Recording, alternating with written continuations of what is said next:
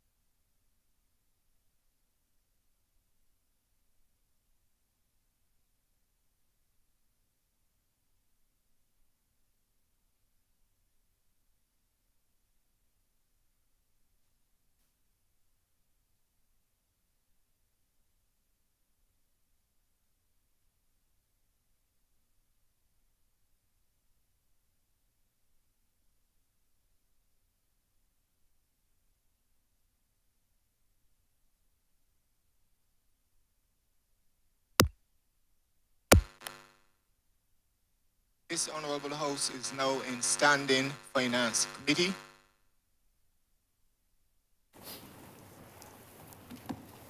Mr. Chairman, Head 30, Attorney General, in the sum of $158,336,959. Member for Honourable Attorney General.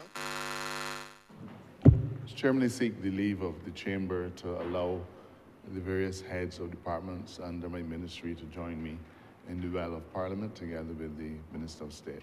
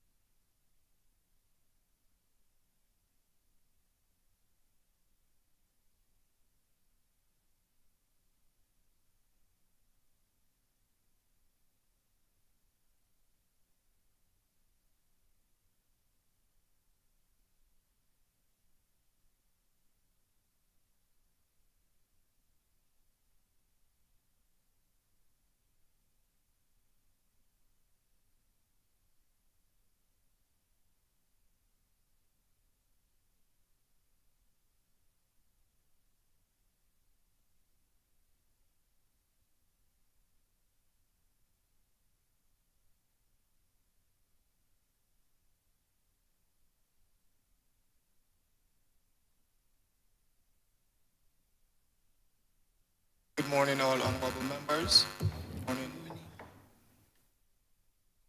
staff and members of the Attorney General. We'll proceed into standing Finance Committee, but before we do, we have the opening remarks from the Honourable Attorney General.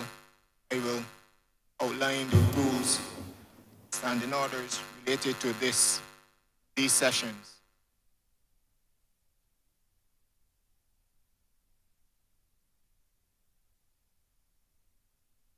The Honourable Attorney General will first give his opening remarks for 10 minutes, and he will be followed by the Honourable Leader of the Opposition for equal time.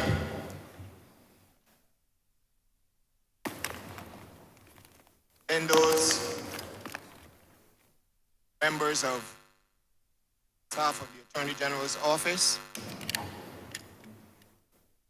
will be engaged at the direction of the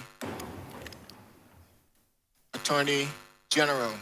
What I want you to do is first state your name and the office which you hold, your position, before you begin to speak. And you do this, I'm advised for the purpose of Hansard, do this whenever you speak. Honorable members,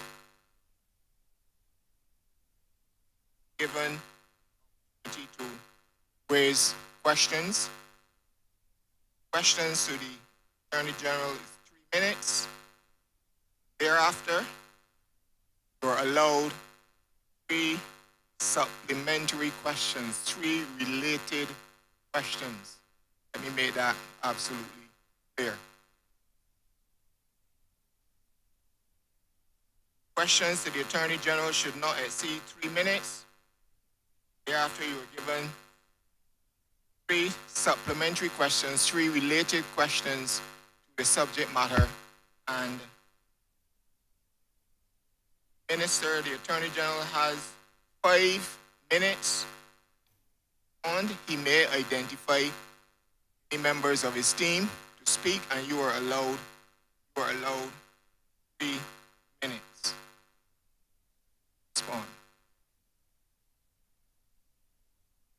Thank you, Honorable Attorney General. You may give your opening remarks. Thank you very much, Mr. Chairman.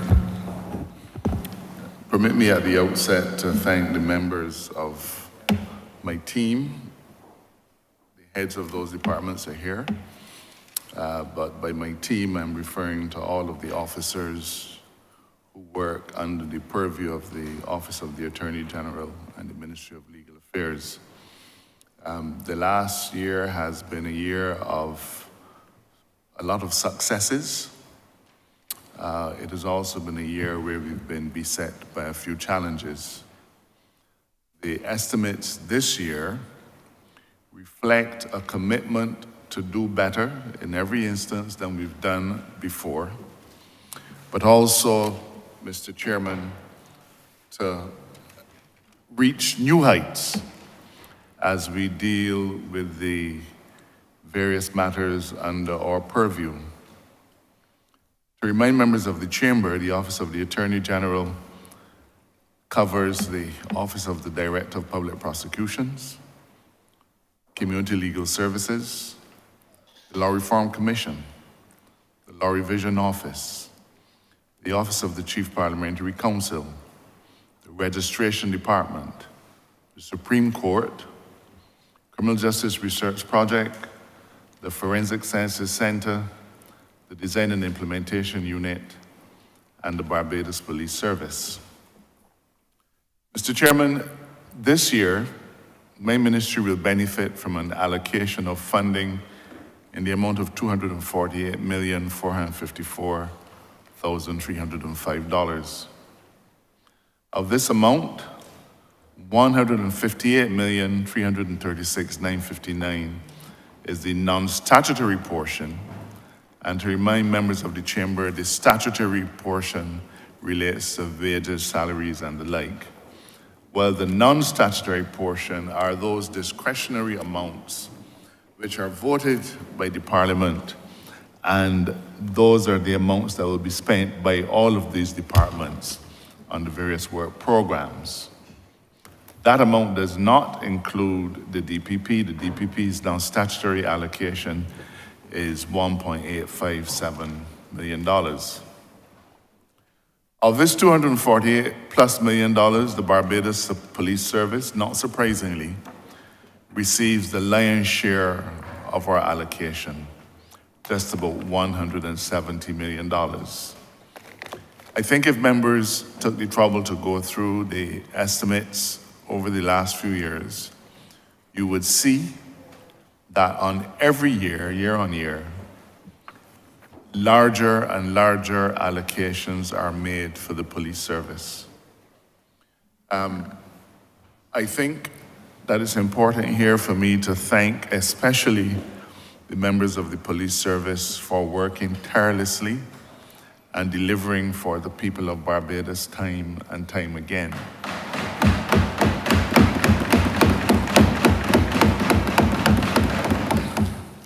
This is Aldous Huxley wrote a book, I think, called A Brave New World.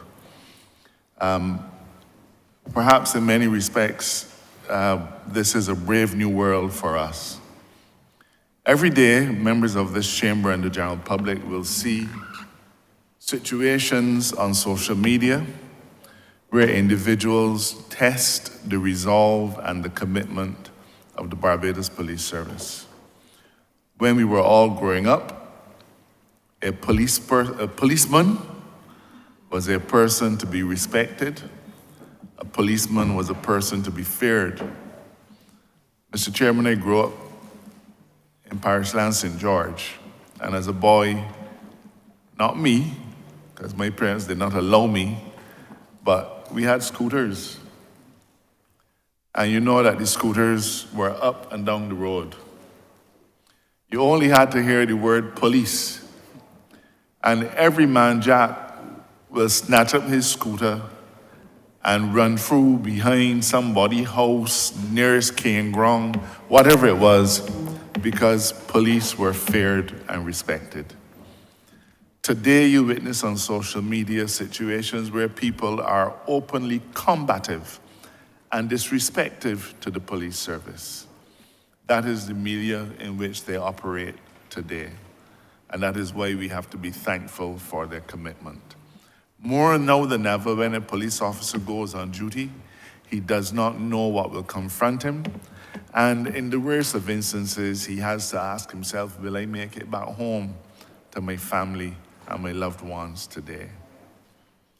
This unprecedented commitment to the police in terms of $170 million, and generally the unprecedented vote that is being given to the Ministry of Legal Affairs and the Office of the Attorney General, underscores the commitment given in our covenant of hope. This chamber, both sides of it, well remember the covenant of hope which the Barbados Labour Party presented to the country and published in 2016. In that document, we committed to the people of Barbados that the first call on public resources would be for the maintenance of law and order, security, and public safety. This budget underscores that commitment. This budget underscores the work that we've done since coming to government in 2018 and the increasing value and importance that we place on this first bullet in our covenant of hope. Mr. Chairman, we also echoed a similar commitment in our 2018 manifesto when we, again, both sides of this chamber, set out our plan for citizen safety and well-being.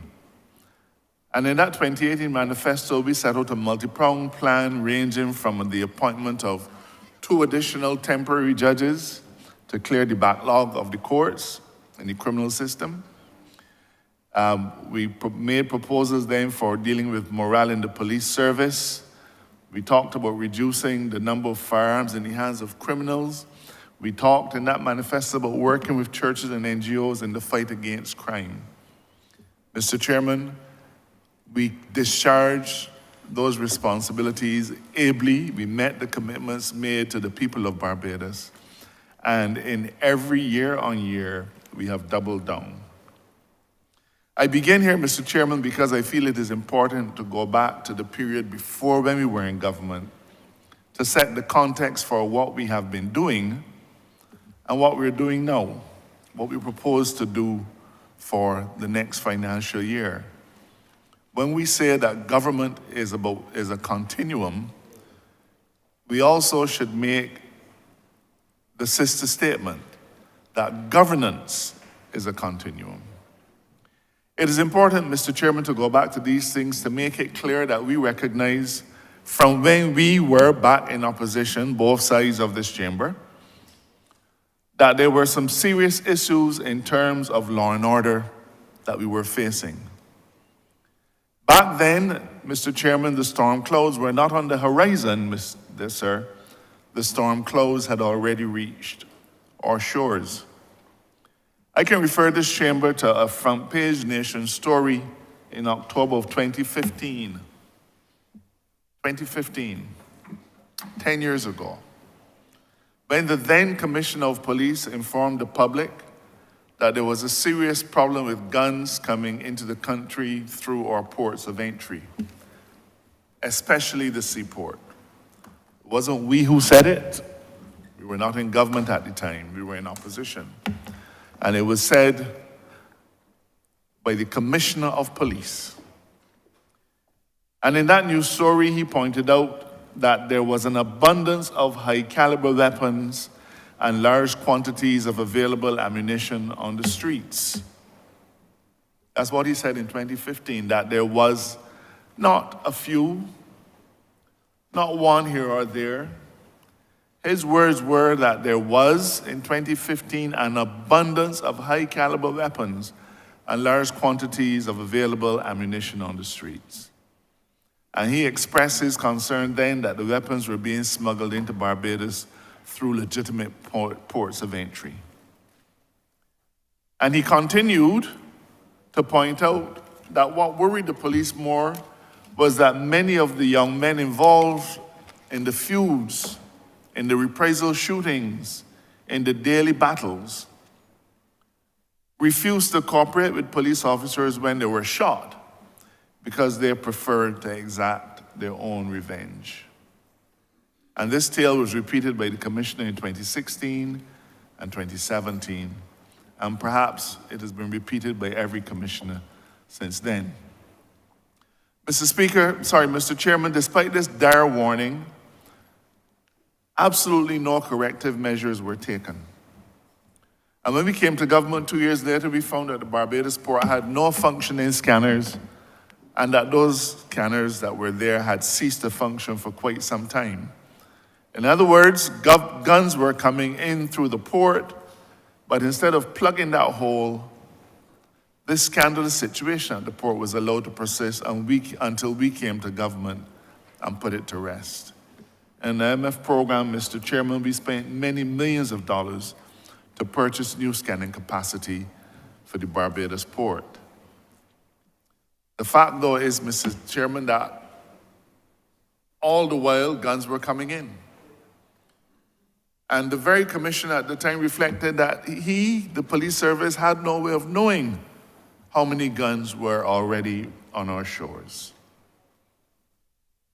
Mr. Chairman, between 2021, January, and the end of last year, December 2024, the police service seized 359 firearms. You can applaud for that.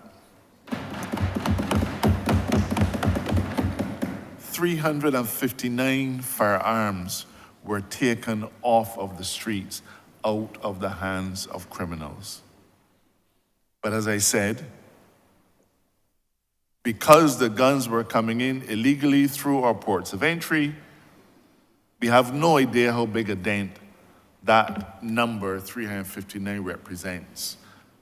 And we know, sir, that guns don't dry rot. They last long. It's not like many other commodities. Mr. Speaker, let us get a few things straight, though. None of us in this government have been engaging in the business of blame. I only mention these things to set a context and to demonstrate how we got where we are. Our job, Mr. Chairman, and the job that we've not shirked from, not shied away from, is to take action and to deal with it. This crime situation did not arise overnight, and it will not be resolved overnight. It took decades to get here, and I hope that we can get out of it before plural. In other words, it will take some time, but I don't anticipate that it'll take us decades.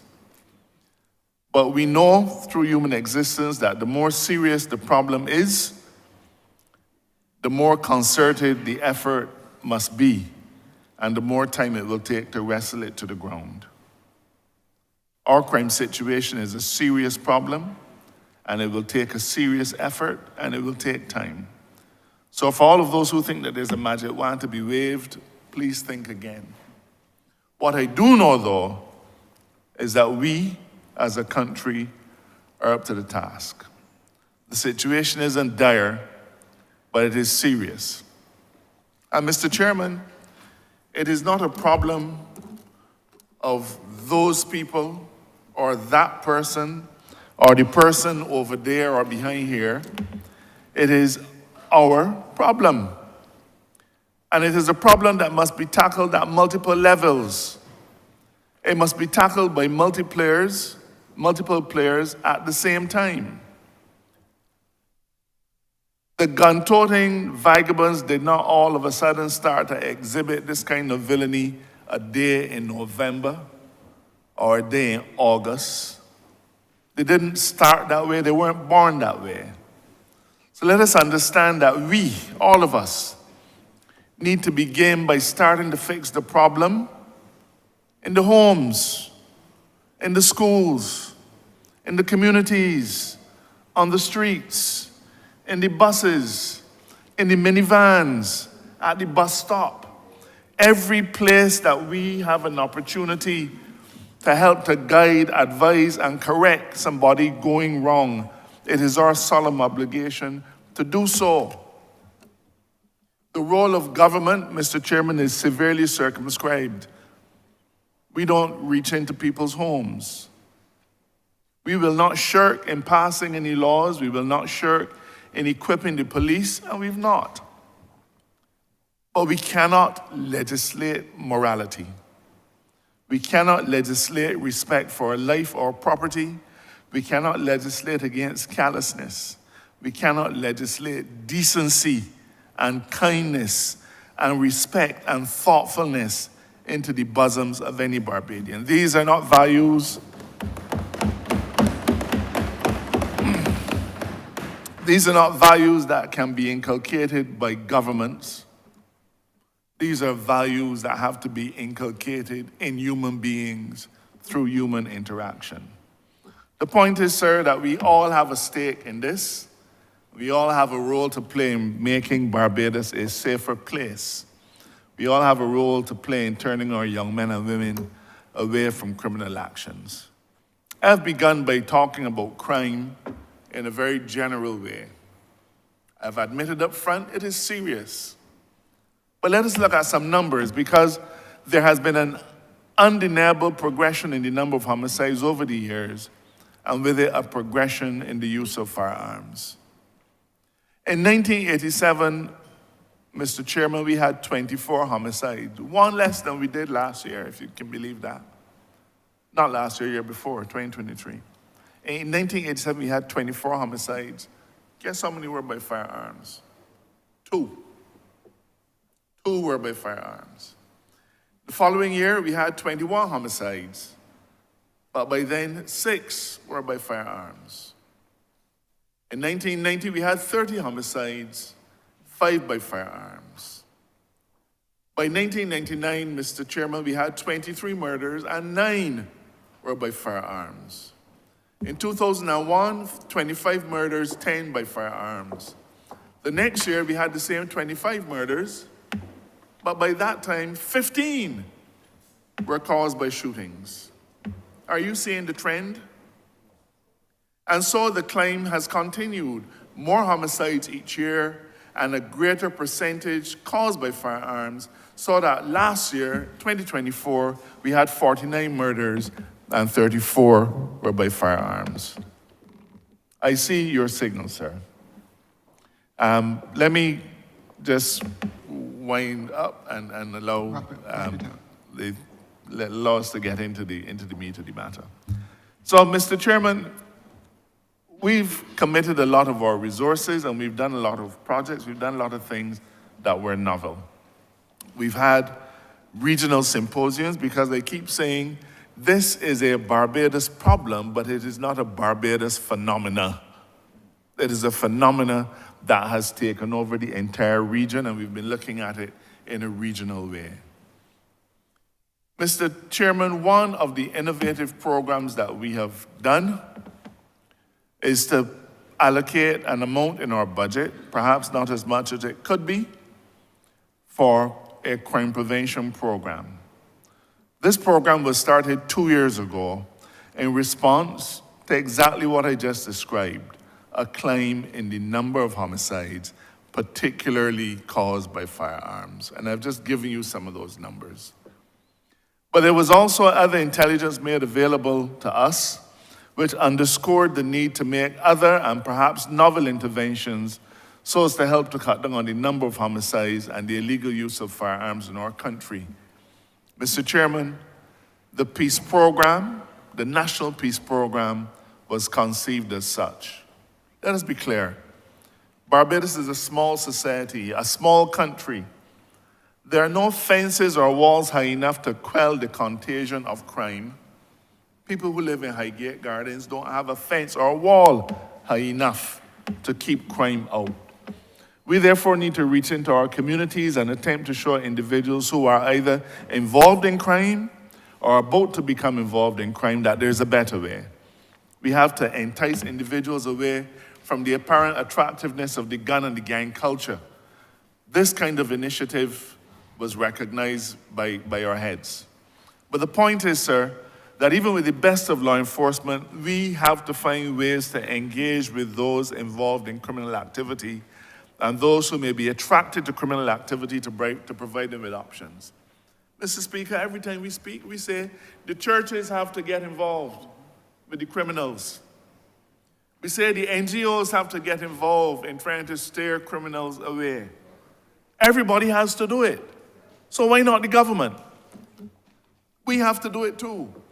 In fact, historically, Mr. Chairman, there were some government departments, like the Ministry of Public Works, that was seen as the employer of last resort for individuals with criminal past. This stemmed from a recognition that if we do not give those individuals on the fringes of society an opportunity to lift themselves out of crime, we'll be leaving them to become further entrenched in that lifestyle.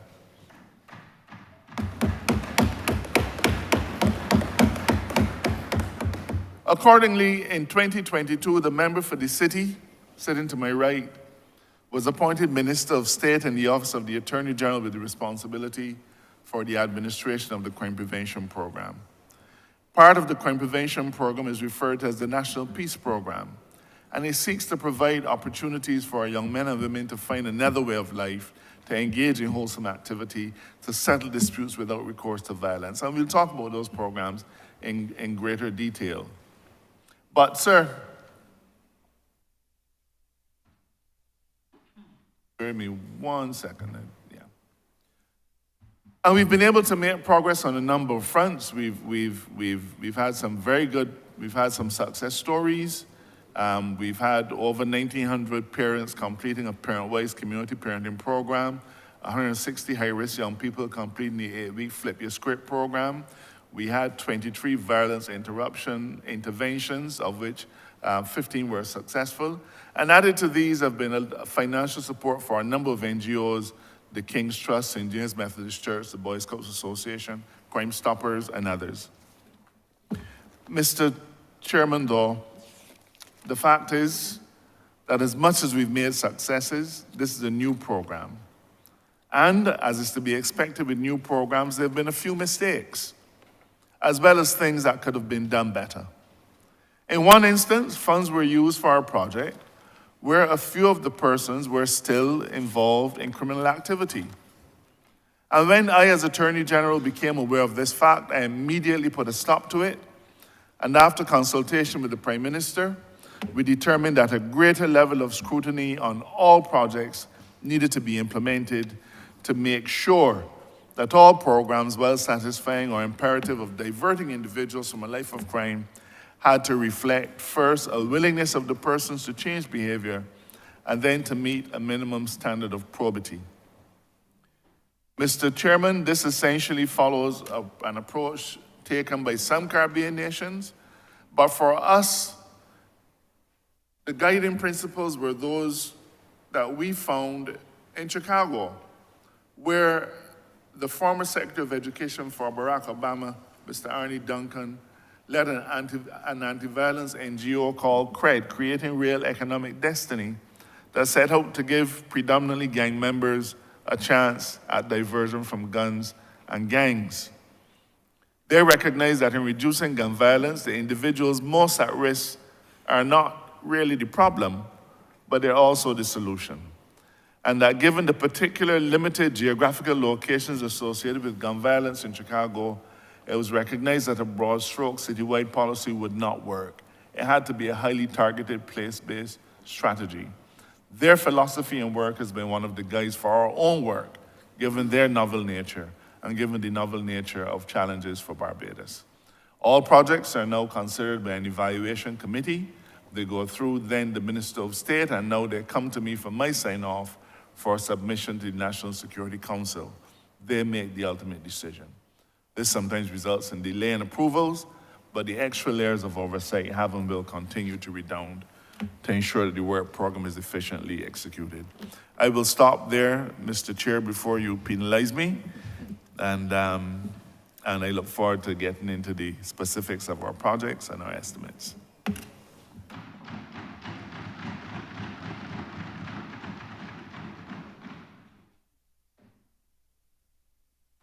I'd like to move to this headstand part. Honourable Leader of the Opposition, thank you, Mr. Honourable Attorney General. We now move to the Honourable Leader of the Opposition. I'm obliged to you, Mr. Speaker, and good morning to all parliamentarians and to our guests. I expect that this Parliament will maintain the highest traditions, and that when an honourable chairman of committee expresses the rule that an address should be in 10 minutes, and further expresses that this leader of the opposition will be given equal time, that both aspects of that rule will be applied for the sake of absolute fairness in an exercise that is not intended for this Parliament, but an exercise that is intended to be disseminated among the citizens of this country, both here and abroad. The operative word in your earlier expression of the rules is that of equality of time. And my record indicates that the learned and honourable Attorney General spoke for in excess of half hour. I beg your pardon, in excess of 25 minutes. And I therefore expect that, Your Honour, if I come close to 10 minutes, you'll be happy, and that if I exceed 10 minutes, you will be fair. And I hope to do this in silence. Every time I speak, the same individual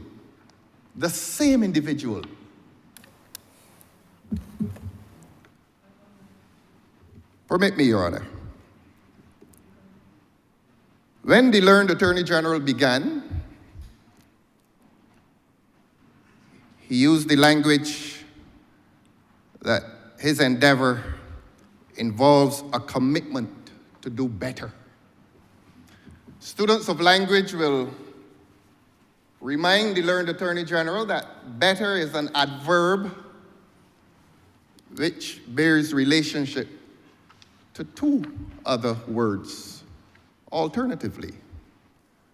When a gentleman says that his is a commitment to do better, he may be saying that he has done well, and that the adverb as a comparative quality moves from having done well to quote the learned Attorney General, a commitment to do better. I spoke of students of English, and a student of English would want to remind the Attorney General that there is the other possibility that that word better as a comparative quality may also relate itself to the word badly. I let the public judge as to whether this learned Attorney General and this government, in relation to the question of crime, has done well or whether it has done badly. The public is the judge. And so the public will judge, and so the public has judged. And so I also have judged. And the students of English and the students of language will want to remind this Attorney General, this learned Attorney General today,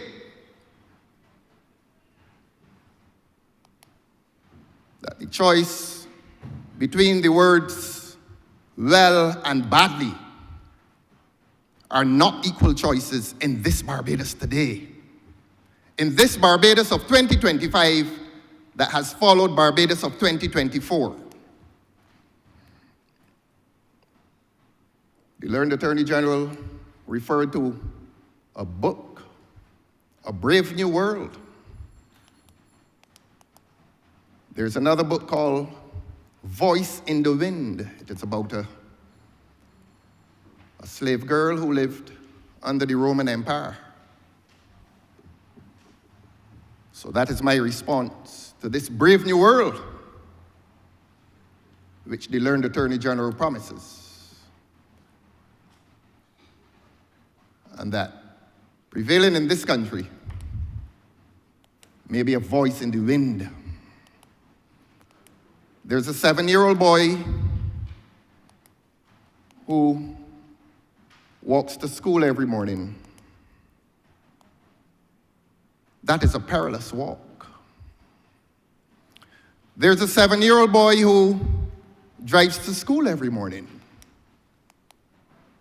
That is a dangerous drive. And by his own admission, we heard the learned Attorney General refer to homes and schools and buses and ZRs, and the learned Attorney General understands why he did that. And the learned Attorney General will probably now agree with me that a drive in the minibus or the bus or the ZR is now a dangerous drive. Were we doing well? And are we now doing better? Were we doing badly? And will we try to do better? I commend the latter comparative, that the endeavor is to do better because we've done badly. Because that 7-year-old child, whether he's walking through a country lane or an urban street, whether he's in a ZR or a bus, or his beloved mother's car, a stray bullet can meet him, that 7-year-old boy, And government will say to you that government is not to blame for every incident of criminal wrongdoing. And I want to quote the learned Attorney General again. When he described certain miscreants in the words, and I quote, gun-toting vagabonds. That is the language of the learned Attorney General. And government may insist that it is not to blame. And that it is not to blame for those, and I quote again, gun-toting vagabonds. And that it is not to blame more particularly for every instance of a, and I quote, gun-toting vagabond pulling a trigger. I don't think the society is blaming government for every instance in which a gun-toting vagabond pulls a trigger.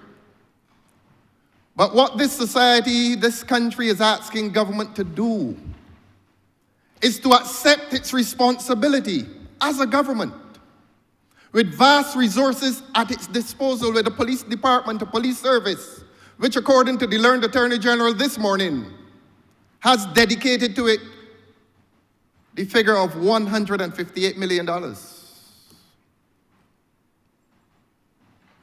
That is a heavy allocation. But let us not forget that there's a heavy responsibility, a heavy governmental responsibility that goes with that allocation. And therefore, if government resiles on the issue of blame, we do not blame you for these instances of violent criminal wrongdoing, but we ask this government to accept its responsibility. And we say that in the life of that 7-year-old boy in the country lane, on the urban streets of Barbados, in the ZR, in the minibus at the bus stop, according to the learned Attorney General, we ask this government to accept that it has probably not met its responsibility to give to that child, that innocent child, that precious child, the safety and security that this government must guarantee to that child. Whether, I say, he is in the home, on the streets, in the school, at the bus stop, and I'm quoting the learned Attorney General, wherever is that precious, vulnerable child, this government has a responsibility to ensure that he experiences a life that every person in this parliament experienced when we were at the age of 7. This is no brave new world. This is a dangerous new world.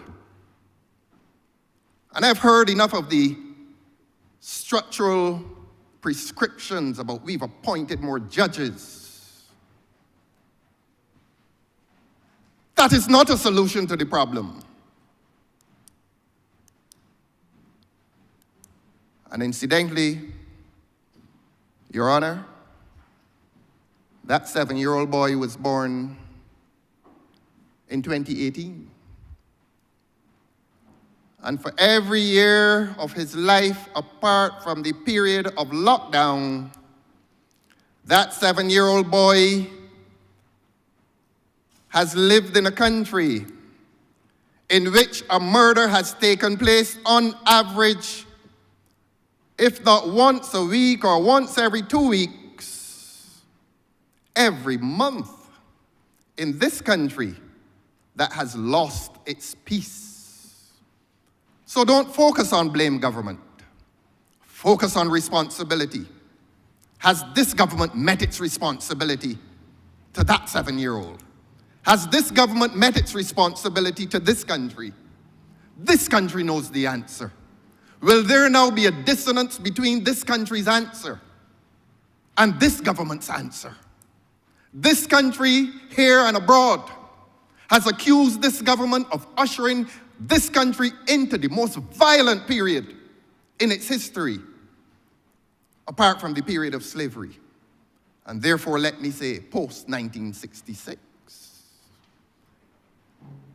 That our generation in this parliament has not seen a country like this before. Where's this government's responsibility? The appointment of 13 judges? That is not the solution. I have come to this parliament more than once, and I have expressed in humility what are the possible prescriptions, and when I was sitting over there, I did it to applause. I do it here in silence, but we call that partisan politics. We call it partisan politics. And the Attorney General, the learned Attorney General, did something here very strange today, akin to one of Barbados' well-known comedians. In the middle of his jokes, he used to say, you have to clap for that, and he did that, and there was applause. I've never seen this kind of thing in Parliament before. You demand applause and you get it. Hooray.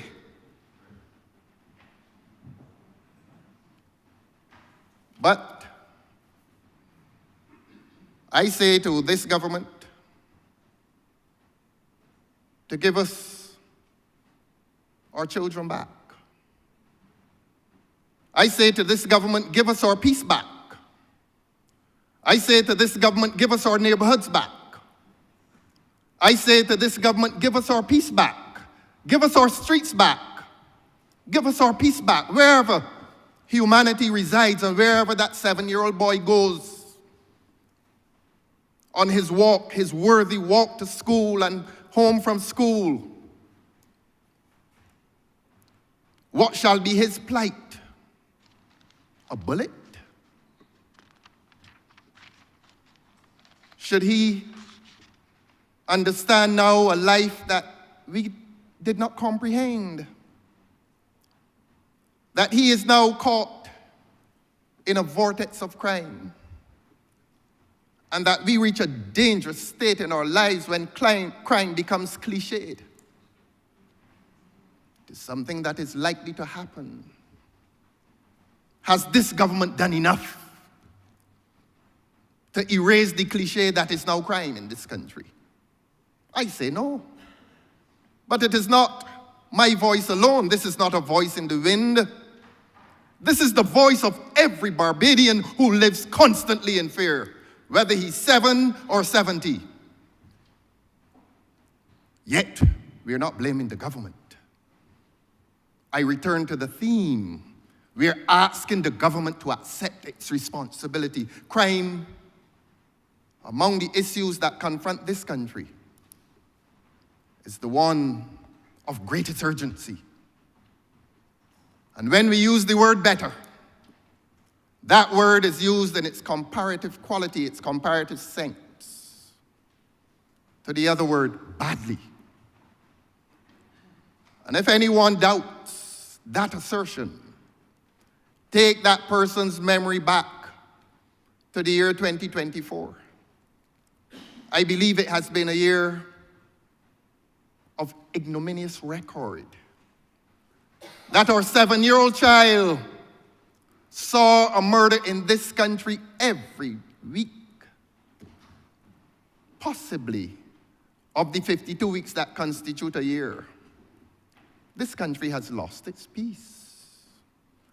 And this ministry of the Attorney General has highest responsibility in the restoration of that peace to this country, in the restoration of that peace back into the life of that precious 7-year-old boy.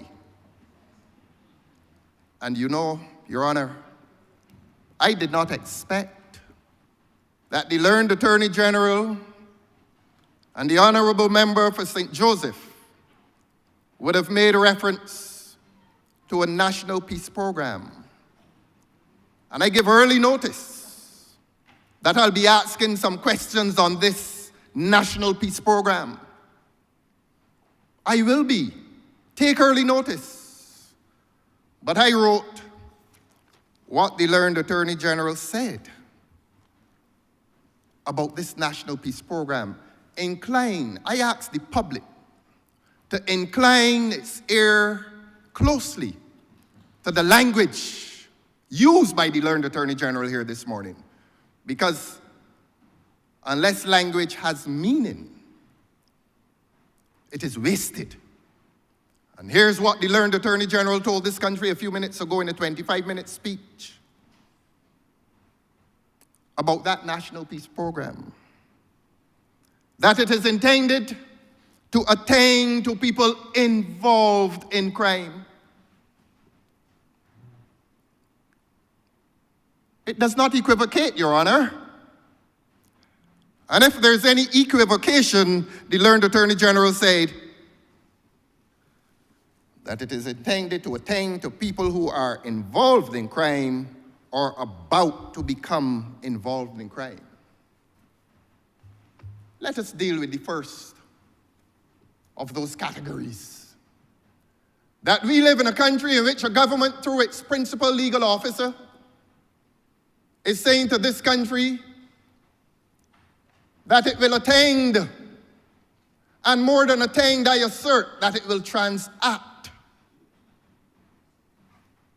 with persons involved in crime. And every right-thinking member of this society wonders now, what is the role of the Barbados Police Service? That we are catering to persons involved in crime. When I was 7 years old, and when you were 7 years old, Your Honor, and you're slightly younger than I am, that was not the business of the government. The police department was not placed on layoff or short time or made permanently redundant. Have we reached the stage in this country in which a government at official levels is entering into transactions with persons involved in crime? And this is a department of government that has supervision, daily supervision, constitutional supervision, legal supervision of the Barbados Police Service. And by open admission in the highest legislative body in this country, we hear an admission that a government is catering to persons involved in crime. And it was not said in its past tense. It was said in its present tense. We ask this government today, and I will ask this government in a few minutes, what is the nature and quality of that transaction with persons involved in crime? If the statement had been uttered in its past tense, I would have made reference to the noble scheme of rehabilitation. It is not a scheme of rehabilitation when the learned Attorney General uses it in its present tense. That there are persons out there in this country who are present tense involved in crime, and they have become beneficiaries of a transaction with the government. Let the people hear. Let the people understand. Let that 7-year-old boy who has a dangerous walk, a perilous walk to school, and from school back home, God help him to get there when a government is transacting with people who are involved in crime. What is the nature of that crime? Do they enter automarts? Do they enter the ZRs and misbehave in pursuit of their intended victim? Do they run across the country path gun-toting? Firing shots, is it on the football field? They are now vacant. Hemmed in as they are with hostile fences.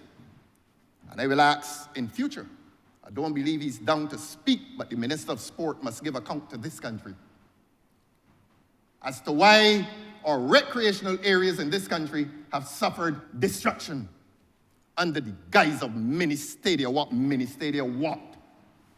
This government has destroyed recreation in this country. But I come back to the question of crime. I come back to the 7-year-old boy who cannot walk to school and be guaranteed by this government that fails to meet its responsibility to him. This government cannot guarantee that 7-year-old boy born in 2018 a safe walk to school. And if he holds the hand of his 5-year-old sister who was born in 2020, the two of them are at the mercy of a most violent society. We don't blame the government. We ask the government to meet its responsibility. Where's your responsibility? In structures, in the appointment of judges, in the establishment of all kinds of fancy structures that bear no relationship to juvenile safety in this country. We've lived for this long, and it hasn't been luck. It has been a clear and distinct plan by previous governments to guarantee the safety and security of the citizens of this country. Where's that 7-year-old boy today? How much time have I spoken for, sir? You have 3 3 minutes to wrap up. You're very kind today, sir. As you always are. And so I say, I ask this government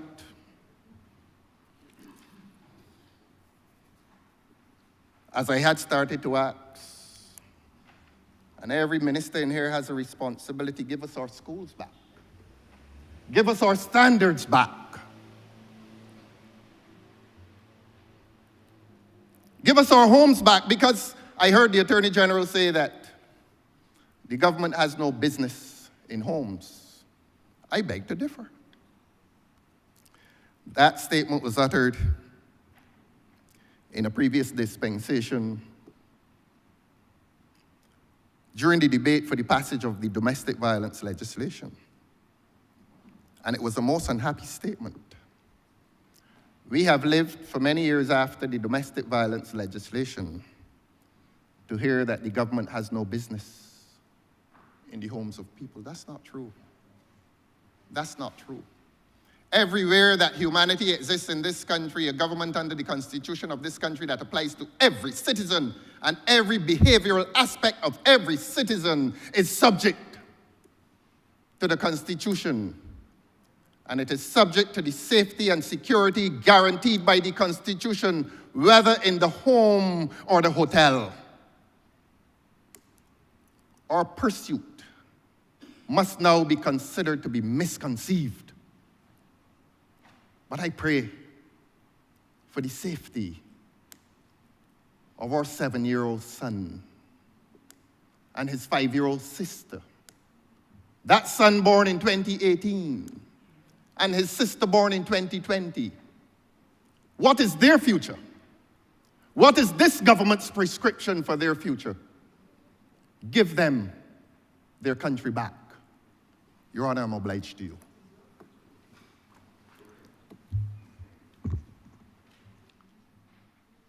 Thank you, Honourable Leader of the Opposition. Honourable Member for St. James Central. Thank you very much, sir. Mr. Chairman, I do not propose in the 3 minutes allotted to me to engage in the sophistry of good versus well versus better. I suffice it to say that I disagree vehemently with the views expressed by the Leader of the Opposition on any suggestion that the learned Attorney General has performed badly. I think, like most right-thinking Barbadians, it is appropriate to begin by congratulating the learned Attorney General and the police of Barbados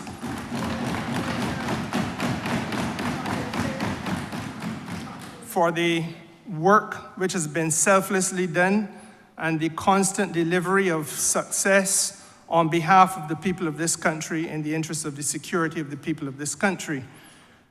Unlike the Leader of the Opposition, sir, I do not have early onset amnesia.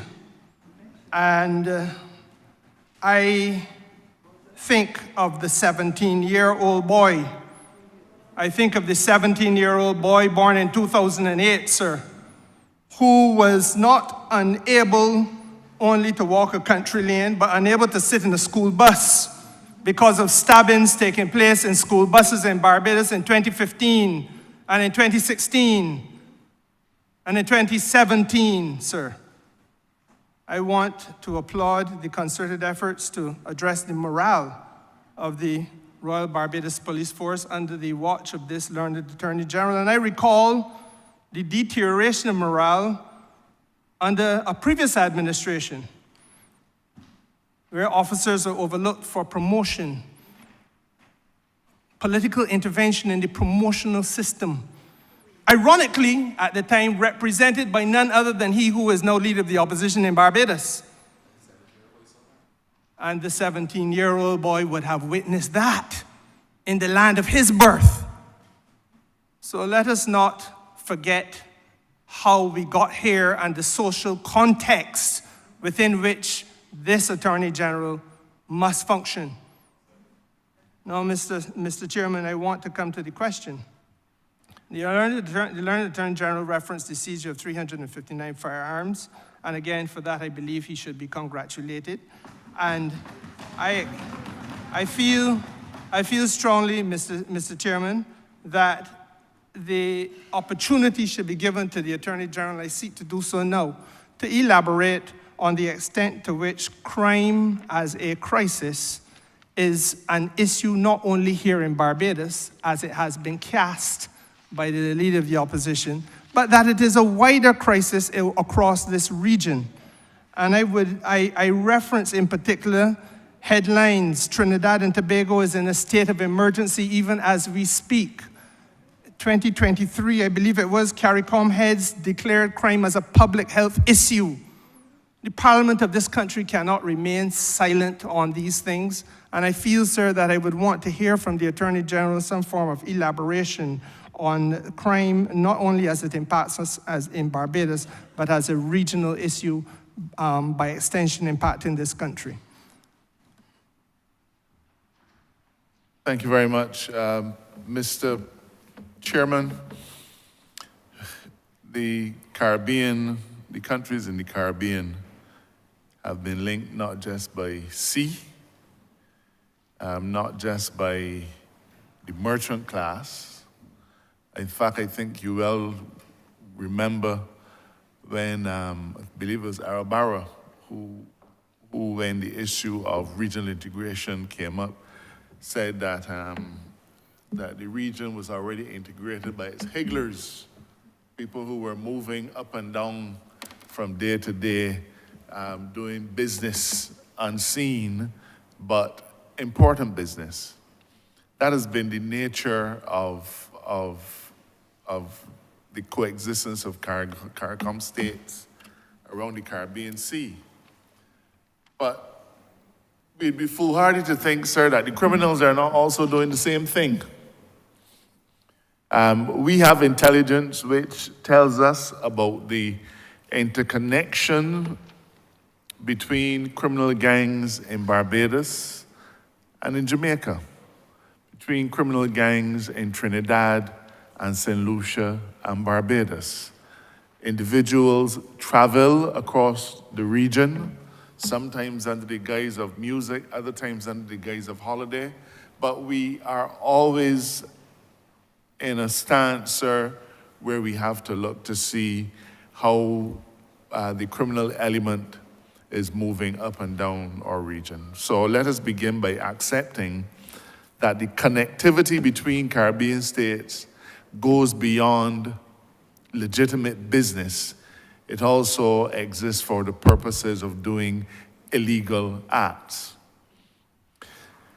Mr. Chairman, almost daily in Jamaica, one area of Jamaica or another is subject to states of emergency. The crime rate in Jamaica is huge. Of the countries in the region, in the world with the highest homicide rates, I believe CARICOM states account for about 6 out of 10 or 11. Now, that doesn't mean that the numbers are necessarily large, because percentages, will paint a different picture. But the fact is that all across this region we are seeing a significant rise in criminal activity, especially in relation to homicides. Little St. Lucia, with a population of 2/3 of Barbados, had homicides in each of the last 2 years that more than doubled our own homicide rates. The viciousness with which these homicides are committed is beyond compare, where even babies are shot dead in their cribs. We recognize, the leaders of CARICOM recognize that there had to be a different approach to crime fighting, and that to continue to do it in an insular fashion was not a recipe for success. Again, they're moving from Barbados to Trinidad, they're moving from Trinidad to Jamaica, and vice versa. So we can't operate in silos.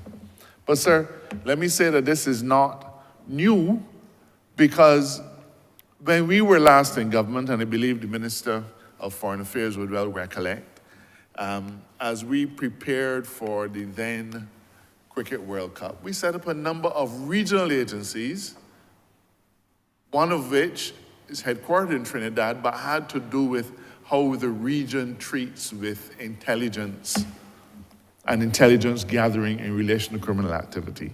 So those were the early stages.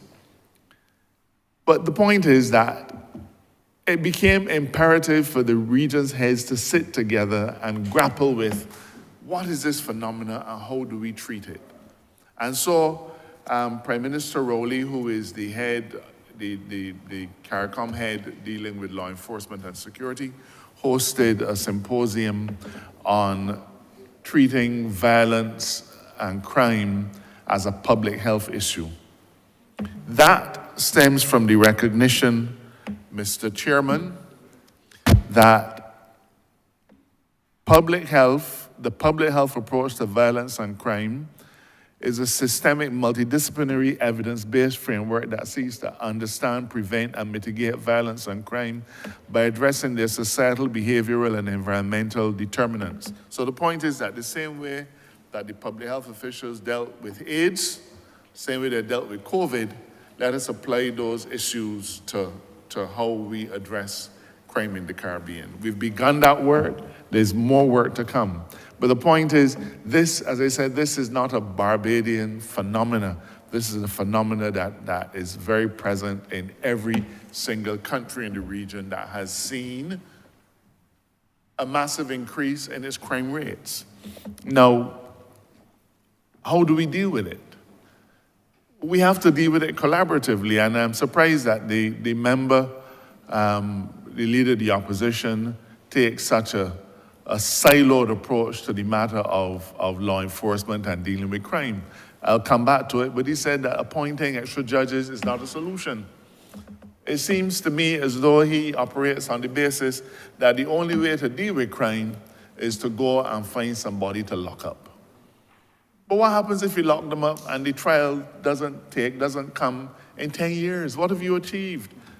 What is wrong, for example, with trying to make sure that you don't have to lock them up? That is, by getting into diversion programs and dealing with individuals where you find them. Mr. Chairman, to specifically finish addressing the issue of the Minister of Foreign Affairs, the work on the regional work continues.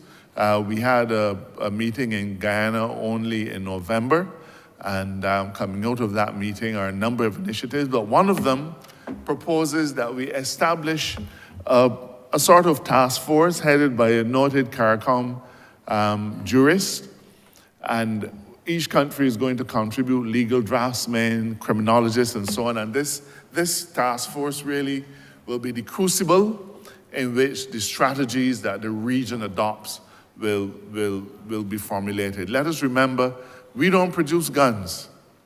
The guns that come into Barbados come from the United States. Same thing for Trinidad, come from the United States. Same thing for St. Lucia, same thing for Jamaica. So in the face of these kinds of challenges, we have to take a reasonable approach to it. But Barbados is not alone in this situation. What is happening in our country is being well seen, in fact, in many respects, to a greater degree in other countries in the Caribbean. Thank you, Mr. Chairman. Mr. Chairman, as I listen to the Attorney General, I hear a voice of some maturity. I draw the contrast, quite frankly, with the voice of the Leader of the Opposition, from whom I hear simply lick and lock up. And I urge that the concept of lick and lock up done with resonate to some extent with the Leader of the Opposition. The Leader of the Attorney General quite rightly, I think, argued that there's a need to understand and prevent violence and crime by way of understanding and appreciating the systemic and multidisciplinary approaches which are related to it. I understand the learned Attorney General to be saying that we should, as a country, be addressing the societal, the behavioral, the environmental determinants of crime. And I recognize equally that there have been some social interventions on the part of the Office of the Attorney General, which I believe could be described as mechanisms that are holistic in nature, and they're designed to bring about a new approach, or a fresh approach, a holistic approach to fighting crime, as opposed to simply lick and lock up. I would want to invite the Minister of State, or the AG, whichever, to speak a little bit about the phases and the pillars on which this approach stands, and the targets in particular of the National Crime Prevention Program, because I see the National Crime Prevention Program as one of those examples of a mature and responsive, holistic way of tackling the crime situation in Barbados, above and beyond simply lick and lock up, which seems to be the menu of options presented by the opposition in this place. Thank you very much, Honourable Member. Through you, Mr. Chair. Good morning, colleagues. To answer your question directly, I would like to start by saying that in 2023, the heads of government declared crime as a public health issue in Trinidad. And if you're familiar with the public health approach, there is primary, secondary, and tertiary level. The same thing applies with crime prevention. Primary crime prevention speaks to addressing the deep social root causes of crime. That is things, Mr. Chair, like education, poverty, housing. And although the Office of the Attorney General is not responsible for that aspect, the government of Barbados is continuously working with our aggressive housing program, our education transformation, our One Family program. All of these are part of crime prevention. Not as sexy as other parts that persons tend to dwell on, but all of that is part of crime prevention. The secondary level of our secondary crime prevention speaks to those who are predisposed or on the periphery of crime. And that is where a lot of our work is targeted, to ensure that we get to persons before they become criminals. So as you said, Honourable Member, we don't have to focus on lick and lock up. And then, of course, there's the tertiary crime prevention, which really, in another word, is about rehabilitation and reintegration.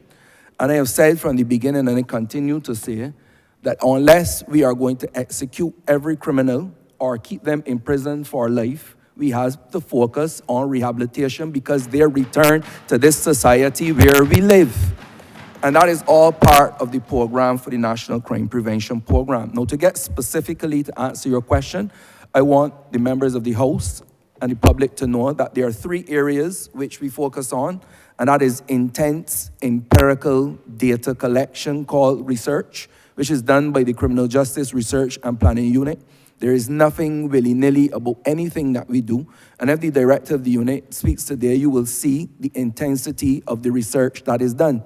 Now, that research determines what we do, where we do it, how we do it, even down to when we actually do it. There's the area of policy, which is in its developmental stages, calling upon our criminologists and other criminologists to ensure that as we review the research, what type of policies need to be put in place and what type of programs need to be put in place. And then, of course, there is the program aspect, the one that we focus on a lot, because over the years, let's admit, there've been an underinvestment in our young people over the last couple of decades. And there've also been implementation deficit disorder, meaning that we could always do more and do better. Now, the National Peace Program is the part that focuses on the programmatic part of it, the action part of it. And that is where you get the pillars that you've asked about. We're not going to it in detail, but I can tell you what the pillars are. There's public awareness, there's national engagement, there's violence reduction, there's rehabilitation, reintegration, therapy and support, and there's a support pillar. Now, these pillars have been built again based on the research. What is the research telling us? The research is telling us that just like stigma and discrimination for HIV and AIDS, for cancer and all the different things, that there must be a raising of the awareness of people so that we have a more forgiving society. We have a society that doesn't want to believe in lick and lock up. So the public awareness is important. In terms of the criminal world, in terms of the at-risk world, in terms of the vulnerable world, there's a disconnect sometimes about that world and the other people. There needs to be an awareness on both sides of what is going on. That pillar deals with that. The national engagement deals with the sports, the tournaments that you've seen that are not just sports tournaments, but very targeted for reasons, again, coming out of the research, showing that certain communities need certain types of interventions. The national engagement goes way beyond sports, where we do our parenting programs, our family interventions, and various things. There's the rehabilitation, reintegration, therapy, and support, which is another important element where we do work with the Barbados Prison Services to ensure that we keep a check on the recidivism rate, those re-offending, those being re-incarcerated, and ensuring that if you understand that Barbados has a recidivism rate about 60%, it means that every 10 inmates that come out, 6 going back in. And if we fail to treat to that cohort, that is when we are not taking our responsibility serious. I beg to say. That is when we fail in our responsibility, if we fail to deal with that serious cohort. And then, of course, there's violence reduction, and I close on, Honourable Member, which really looks at different types of violence against the elderly, violence against children, violence in the schools, and the particular one that the Attorney General had to point out to this chamber, which is gun and gang violence. And as he said, we would have engaged Chicago CRED early as a government to look at what are some of the best practices out there. Now, we've not gone full hog like them. They go and they engage people, gang members, active gang members, where within our program, we have deployed the Inspire Leadership Solutions to merely deal with those on the periphery, those not involved directly. Those involved directly, I want to make it clear to this House that I leave them at the discretion of the Barbados Police Service and the judiciary system. But we cannot ignore that segment of society. Now, I know my time is up, so I just want to make sure that I would have answered your question, Honourable Member. I think you have, and I want to say to you that if there's, I'm going to invite you to elaborate further by way of another question. I want to say, first of all, that if there's one area in the intervention made by the Leader of the Opposition that I agree, or with which I agree, it would be when he said that everywhere humanity exists, government has a duty to offer protection. And I want to take your mind back to the same story of the 7-year-old, because as I listened to you just now, the underinvestment, I think that is how you put it, and I agree with that terminology, Honourable Member. The underinvestment in our young people through the years, that didn't just begin now. And let us look at the example of the 7-year-old raised only for political purposes by the Leader of the Opposition, because there have been many 7-year-olds. And as I said, we can look at the 17-year-old today. But let us look at that underinvestment and the programs which are now in place by this government, which many, I think, poo-poo or make light and make slight of. Reduce to laughter as a serious effort to intervene socially towards fighting the crime situation in Barbados. I raised specifically, for example, parenting programs, football programs. Can you elaborate for this House, please, on the benefits? And I want you to go slowly so that the Leader of the Opposition can take notes, so that you can illuminate the chamber on the benefits to be derived from programs such as this. Thank you again, Honourable Member. I won't go too slow because I can see the chairman nodding at me every once in a while. He's on me and not you, so I have to go as quick as I can. But really and truly, let's get serious. In another life, you're in another hat, I used to do some Sunday programs. And every time those programs focused on social ills of this country, within about halfway through the program, we came down to one single thing every single time, and that was parenting. And the need to strengthen parents as a real, true, hardcore, sustainable, long-term crime prevention mechanism and social ill mechanism. I am proud to say that through the National Peace Program, but more so in partnership with a number of NGOs, namely the Paradox, I think people will be very familiar with those, Men's Organization, the Barbados Professional Association of Social Workers, CISL, which is really the Caribbean Institute of Social and Emotional Learning, deals a lot with emotional intelligence, and Amar Empowerment, a Christian support group. They've been able to train and complete a parenting program with 1,904 parents in this country. 1,904 parents in this country between the 4th of May last year and the end of November. And that particular program, why I like it is that, as I have said, and I would encourage honorable members to take a look at the dailies on Friday, where a number of parents came out and gave their testimony of what the program has meant to them. And what the program aimed to do, like what this government has aimed to do and what this office has tried to do, is to be comprehensive and integrative, meaning that we look at all the different aspects of what I call the parenting pie, dealing with things like fatherlessness, co-parenting, technology in the age of parenting, parents that are incarcerated, and they went through an intense program with too many aspects to mention, too many areas to mention. There were 5 programs in 5 parishes every 5 weeks to make sure that we cover a broad span of parents, a wide cross-section, and that we get out there to make sure that these parents are better equipped, because the government cannot do it alone.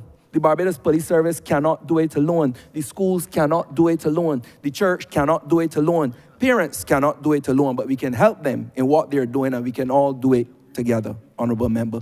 And just quickly on the football, I think football has really been one of the easy marks for people, only because of the high publicity of it, because the matches were advertised. So people know of the football more so than the boxing and the different things. But with the football, it is not just football. There is Playing for Peace and the Love and Unity series, where we look at people who were once at war with themselves and war with others. They decided that they are at war no more. And we say, well, look, let me test it. Let me come together and let me play a match and let me break bread at the end. Let me roast some breadfruit and show that we are truly, and not pretending, that we are at peace. And this is how we talk about, we want to bring back the standards and we want to bring back the community. And I think that these are the ways to do it. Or at the tea time, we started in the north. One of the things that touched me, Honourable Member, and this is for all the members of the House.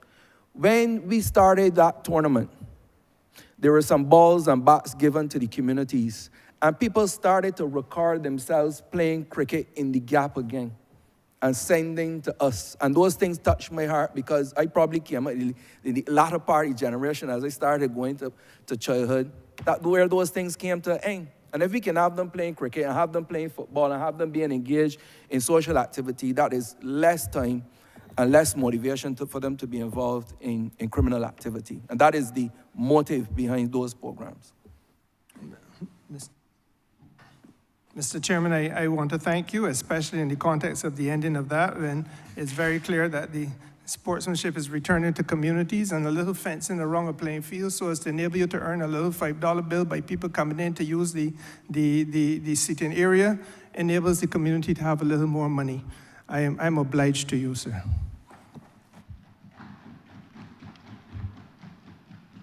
Thank you, Honourable Member. Honourable Member for St. Michael North. Yes, thank you, Mr. Chairman. Good morning to all members of the House and to the team from the Office of the Attorney General, and of course to the Attorney General and the Minister of State. I want to put on record my support and admiration for this team, this hardworking and dedicated team. There is no doubt, Mr. Chairman, that there are some things within our society that we could do better. There are some areas where we see concern, of course, as it relates to crime and seriousness of crime. And I believe that the Attorney General and the members of the Office of the Attorney General, in particular those of the Barbados Police Service, are exercising and demonstrating human service to our country in seeking to wrestle this particular issue to the ground. I know there's a tendency to focus on crime, but I understand a concept in business, which is you have to build a plane while flying it. And in many senses, a lot of the work that is being done by this phenomenal team is being unnoticed by the public. And it is a wider societal challenge that we have, Mr. Chairman, where persons tend to gravitate towards and focus on that which is negative and oftentimes overlook the many positive things that are taking place. There have been significant achievements by this team. There have been wonderful things that have been achieved and accomplished, and I think that they need to be celebrated and congratulated for that. I remember, Mr. Chairman, my first question, I remember there was a change in the very name of our police service. I grew up in a Barbados where it was always the RBPF, the Royal Barbados Police Force, and our transition to a republic also allowed an opportunity, and I don't think it was because we became the republic, but I believe that there is a wider effort, which is what I'm talking about, wider efforts that are being taken place across our government to deconstruct and reconstruct, to look at the way that we have done things over the years and where we can improve and enhance. We are making those efforts. And I believe that one such effort was the change of the name from the Royal Barbados Police Force to the Barbados Police Service. At that time, I believe it was mentioned that this was to demonstrate a reorientation of the service to become more citizen-centric. I would like to ask a question of the Attorney General and, of course, the Commissioner of Police and team, as he would designate.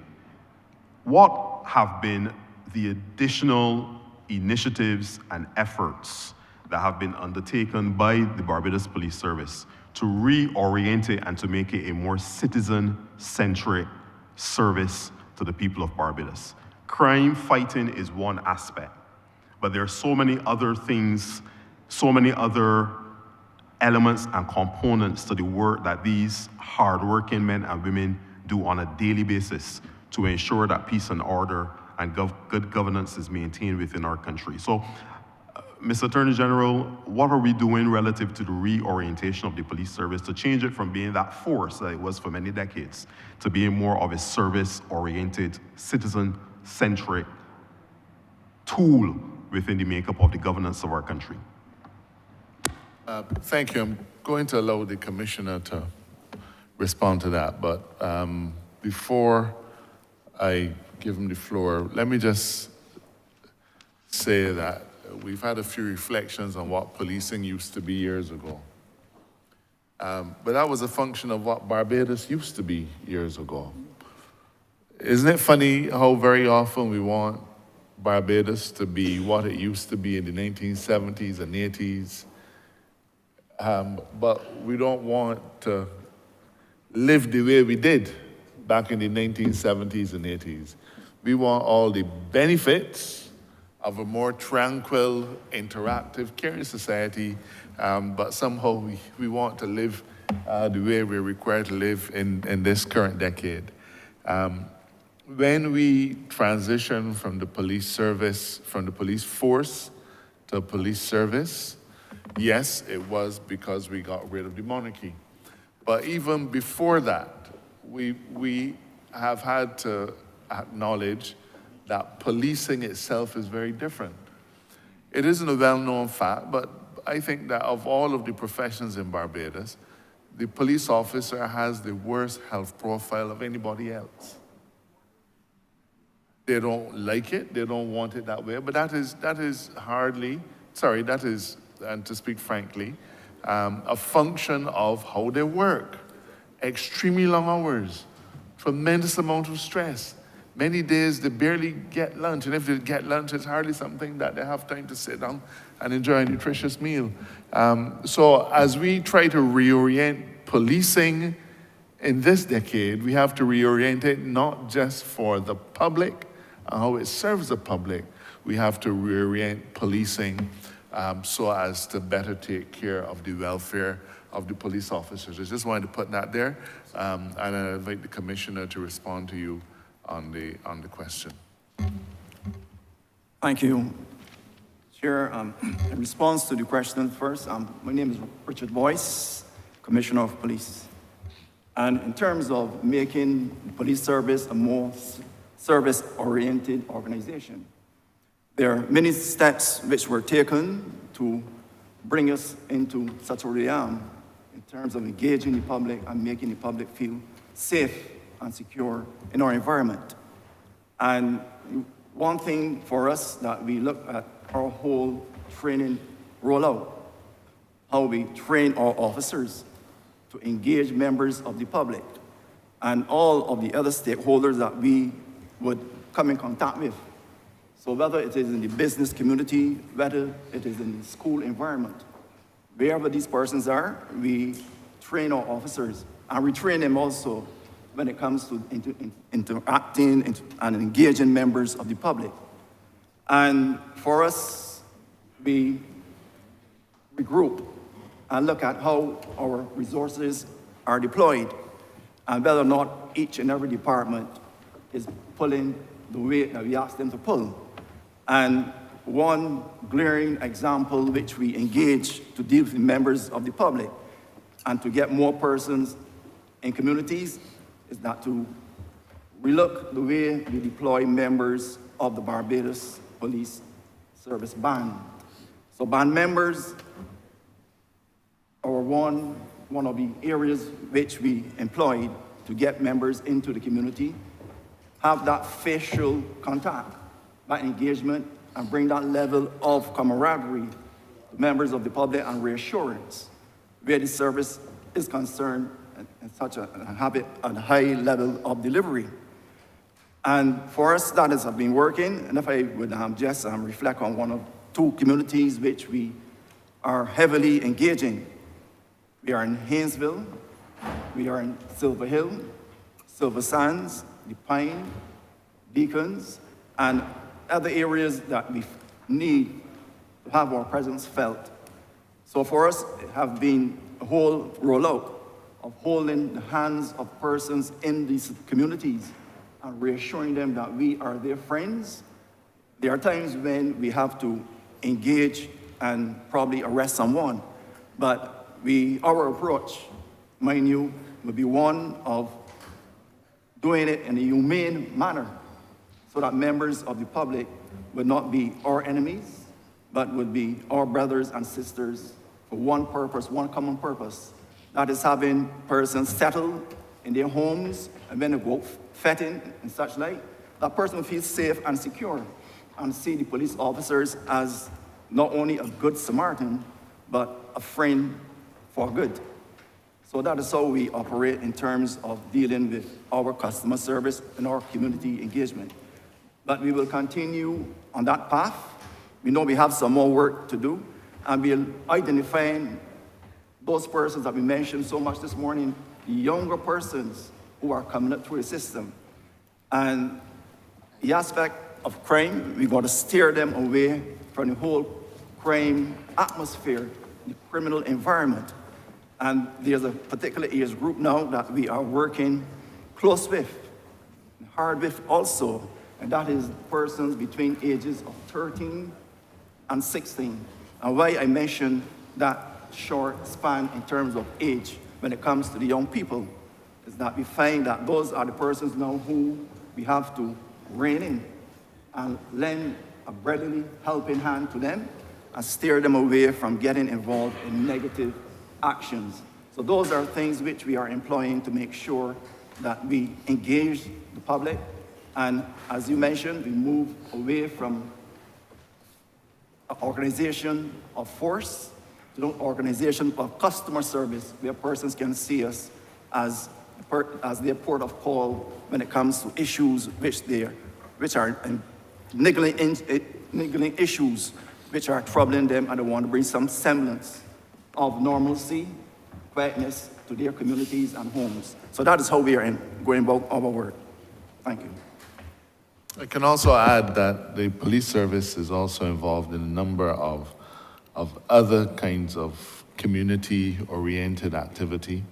The commissioner mentioned the police band, but what he did not tell you is that part of the mandate of that kind of community involvement has been that they take music into our communities. The police band is well known the world over for its musicianship, the band members. And we recognize that having such an important resource available to us where officers can go into communities and not just walk around and talk, but can invite 2 or 3 of them and say, "Come, let me teach you how to play the clarinet." And therefore, additional instruments have already been ordered, and I'm not sure when they're going to get here, but additional instruments have been ordered for the police band, specifically for community outreach, so as to be able to get young men and women involved in the music industry. Something of value for itself, but also a skill that is really very therapeutic. And I speak as a musician myself. It has helped to calm me on many a difficult day. But they've also been involved as well with other entities like the King's Trust. So you will find that members of the Barbados Police Service are not out there every day trying to put handcuffs on people. They are also engaging our young people especially through either their own efforts or through the efforts of other NGOs such as the King's Trust. Another entity that has been funded also by the National Peace Program. Excellent. Thank you so much, Attorney General and Commissioner of Police. It underscores that the point that you just made is what I was going to lead off with, that policing is not just about slapping handcuffs on individuals, but there's a wider and more comprehensive effort that is being undertaken on a daily basis by the men and women, the good, strong men and women, hardworking, dedicated men and women of our police service to bring our society to a healthier place and a safer place. And it brought back to my mind as a reflection that I saw just recently that one of our nursery schools, the members of the police service went out on their horseback, they went out on their motorcycles, and they went out in their police vehicles to teach these nursery school students about transportation, different forms of transportation. And it was a blessing to me to see about 6 or 7 police officers interacting with our little children and trying to show them and teach them the way.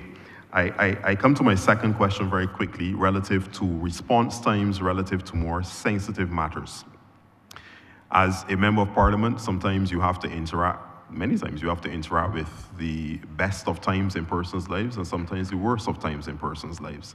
And I have had occasion to interact with some of my constituents relative to sensitive calls for the police service, whether it is domestic abuse or other types of very unfortunate incidents. I would like to hear from the Attorney General and of course the Commissioner of Police relative to the training specifically as it relates to sensitivity training in our force, as it relates to those more sensitive matters and calls. There has been, some level of concern within the society relative to how those types of matters are dealt with by the service, by the force as it was back then. And I would love to hear how we have been transforming. How have we been deconstructing or reconstructing that particular area, responding to sensitive matters within our society? And in addition to that, and maybe as a part B to that, we talk a lot about crime, but I know that this police service is very effective at solving crime as well. So whilst we highlight the fact that there are crimes and murders, etc., which affect all of us and are concerning to all of us, this police service must be congratulated for its level of solving relative to crime in Barbados. So I would love to give the opportunity to you, Attorney General and Commissioner of Police, to speak to us relative about the specific training that is taking place to handle sensitive matters, but also how are we dealing with the overarching solving of crime and your statistics relative to that. Thank you. I'm glad you've agreed that the Commissioner can handle some parts of that, but let me just begin. You mentioned in passing the matter of response times at the opening of your opening. There are people who seem to believe that there is I don't know how to describe it, that there is a large body of police officers who are in a place so that when you make a call, you can pluck 2 and send them off, and 3 and send them off. The police service is made up of just over 1,200 officers. They are, as you know, in different ranks. So you have a commissioner, 2 deputy commissioners, 5 assistant commissioners, and the pyramid widens at the bottom. But even within that structure, you have specialized areas. You have a bomb squad. You have a pre-deal larceny unit. You have CID. You have people who, you have the forensic specialists. So in the police service, you don't have a bulge of police officers that are available to respond immediately to everything that happens. Secondly, if the police are assisting you, for example, at a scene of crime at your house, maybe there's a death, whatever it is, while those police officers at your house attending to your needs, there are other calls coming in. Now, we have 14 police stations, and some of those police stations are not even able to respond because the airport police officers, their focus is going to be different. The ones at the port, their focus is going to be different. And those police officers have geographical areas. So when you take the entire police service and separate it out, you will understand that there isn't a corpus of people ready to field every call. And there are thousands of calls. We have begun to address that issue, and I want to mention it here, by changing how police respond to accident scenes. In every year, we used to get between 6,000 and 8,000 calls for accidents, from the smallest of fender benders to, at the very end, mass casualties, sometimes resulting in homicides. Imagine how much time that takes. And the police have to come, they have to interview people, they take measurements, all of those kinds of things, they take statements. But while police officers are responding to that incident in Checker Hall, there's something happening in another part, there's something happening in another part of the constituency, in the parish of St. Lucie, that might require attention. But the police can't say, well, boss man, I gotta leave here because something happened down there. That's not how policing works. So the matter of how police respond to incidents, sometimes they do extraordinarily well, But depending on the number of things that are happening at the same time, there are challenges. But that's why we've said police will no longer be responding to accidents unless they have a very serious kind. And that in itself has made the world of difference by freeing up police officers and make them better able to respond to incidents. And there are other initiatives that are coming, but I will allow the Commissioner to speak more specifically to the matter that you raised.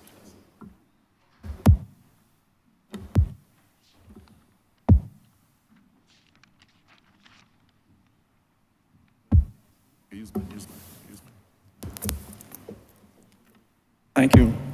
The aspect of, in terms of dealing with issues such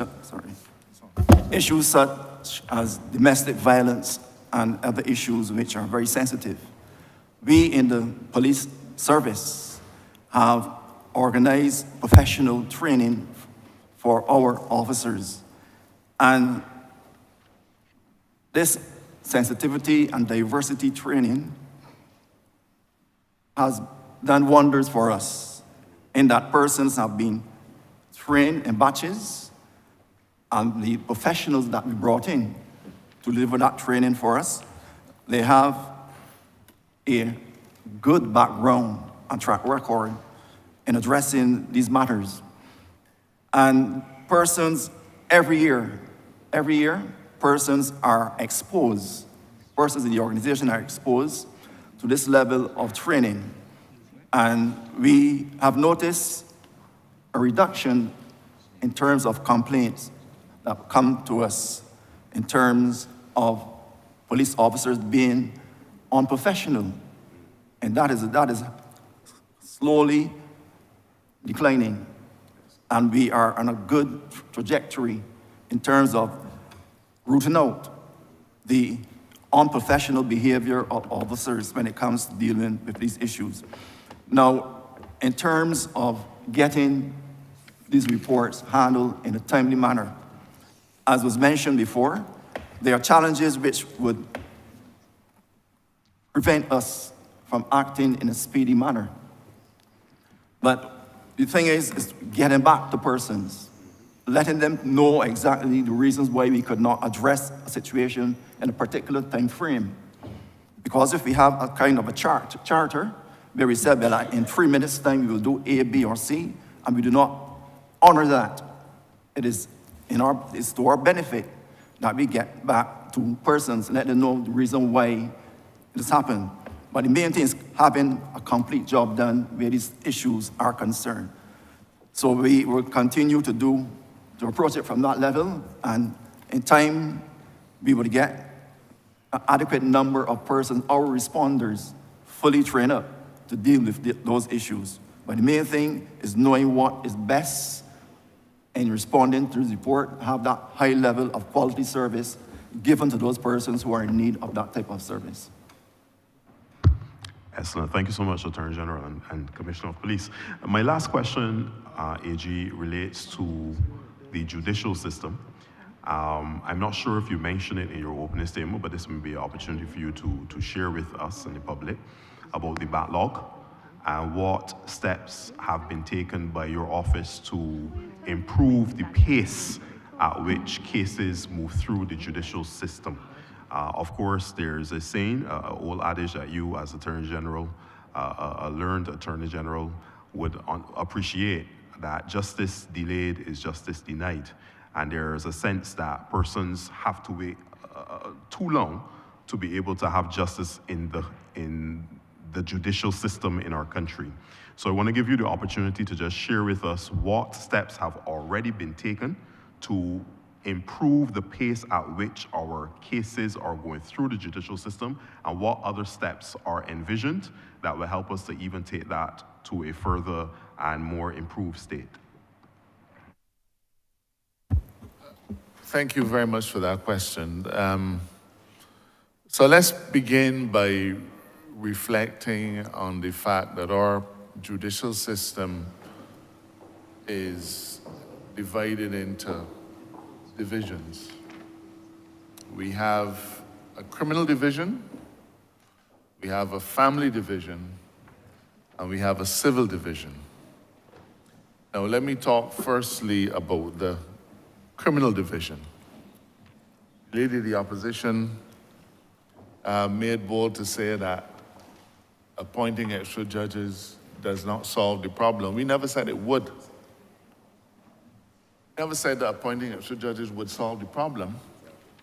But when we came to government, there were only 2 judges doing criminal cases. And those 2 judges would rotate. So they would do criminal cases for part of the year, and then the next year, they go and do civil. That meant that you did not have a body of judges who were able to specialize in dealing with criminal cases. When we wrote our manifesto in 2018, we said we were going to appoint 2 additional judges. We've appointed 6 more. So we moved from 2 to a total of 8. In the year 2024, Mr. Chairman, 292 criminal cases were disposed of. Not 12 or 20 or 30. 292, an impressive number of criminal cases were disposed of. Now, we are moving through a backlog. You're not going to get through it immediately. But when you can go from 2 judges doing criminal matters to 8 judges doing criminal matters, when you can double the number of people doing prosecutions now to 16 prosecutors, and you can get rid of 292 criminal cases in 1 year, that can tell you that we are beginning to see a more efficient and a more effective system in relation to the dispatching of criminal cases. I leave the member, the leader of the opposition, to figure out if that will have an impact on the criminal justice system or not. We never said it would solve it, but we do know that this is a multifaceted issue. And if you leave one side of begging, then no matter how many times the police, and they do a good job, arrest people, if we don't get them through the other end of the system, we will have another problem. As the Minister of State said, unless you plan on keeping people in jail forever, we have to apply these solutions. In relation to the civil courts, now the funny thing is that we have been spending an inordinate amount of time, well, I shouldn't say inordinate, but because of the immediacy of the impact of criminal activity, we have been focused on the area of criminal justice reform. But we also started on the area of reform of the civil justice system as well. We appointed,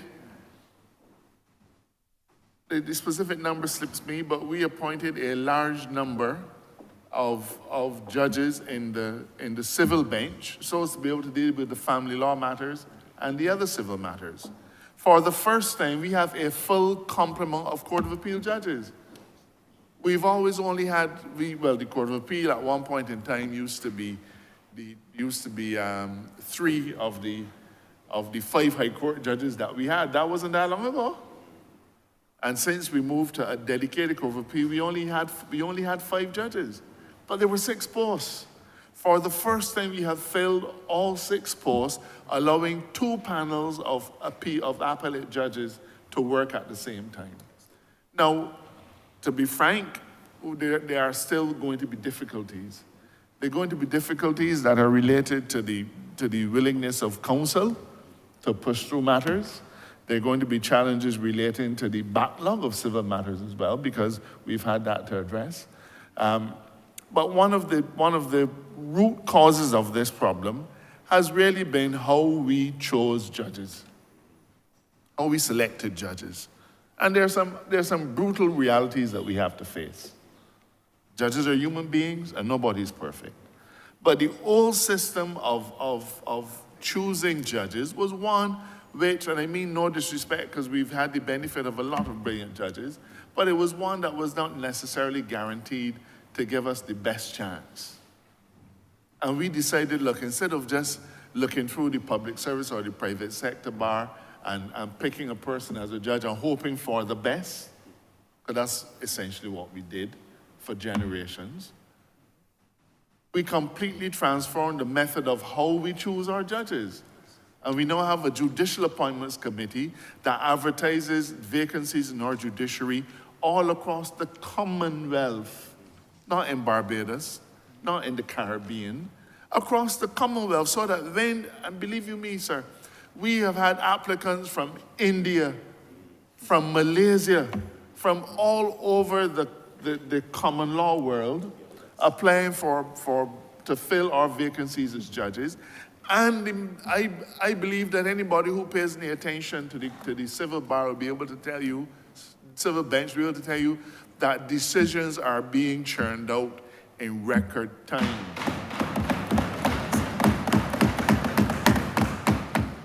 I hope that in another year's time when we sit in this place to be able to give you better statistics, because the practice of, well, the area of judicial work is now being addressed from a far more scientific, statistical background than the way in which we're accustomed doing it. What we normally do is we say number of cases filed, number of cases heard, decisions given, and that's it. That's a very basic statistical framework. But in truth and in fact, it is very, very sophisticated, and we don't have those resources, and we now have to put those kinds of resources in place.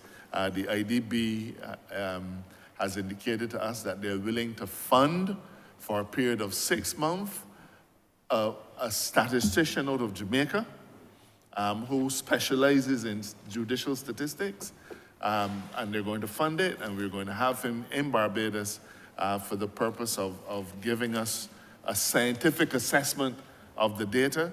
But we have come a long way from where we were when this administration started. Thank you so much. Sorry, I was actually just calling you AG. Thank you so much for the responses. I want to once again, as I began, close by congratulating the Attorney General and his office and his entire team for the impressive job that is being done to maintain peace and order in our country, from the National Peace Program and its interventions to prevent persons from moving into a life of crime, through to the work being done at the Barbados Police Service to reorient it and to make it more citizen-centric, all the way through to the reforms that are being done at the judiciary. I want to say that I believe that the Office of the Attorney General is doing a phenomenal job. And they also want to say, Honourable Member, Pardon me? your time is... Thank you so much. So thank you so much for the time, Mr. Chair. Hi, Mr. Chairman, I beg to move that you do now report progress to His Honour the Speaker and beg leave to sit again. The question is that I do now report progress to His Honour the Speaker and beg for leave to sit again. All honourable members in favour, say aye. Aye. Honourable members against, say no. Methinks the ayes have it.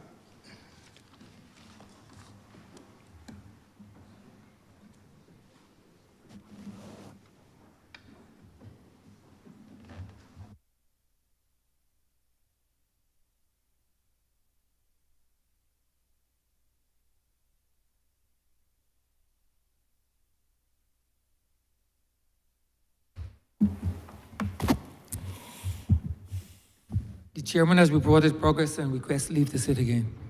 Honourable Leader, Government Business. Thank you, Mr. Speaker. I beg to move the suspension of the House until 12:30 p.m. The question is that this honourable chamber be suspended until 12:30 p.m. All those honourable members in favour, please say aye. Those against, please say no. We think the ayes have it. This honourable chamber stands suspended until 12:30 p.m. Yeah, the chairman.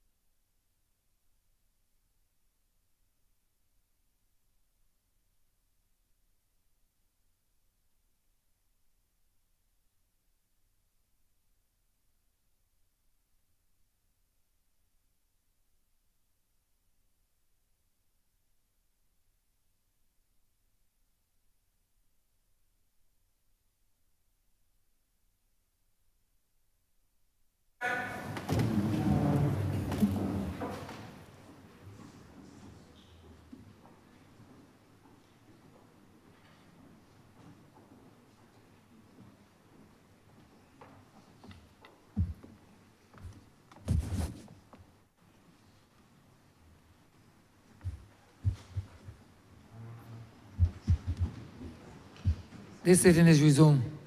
We return to Standing Finance Committee.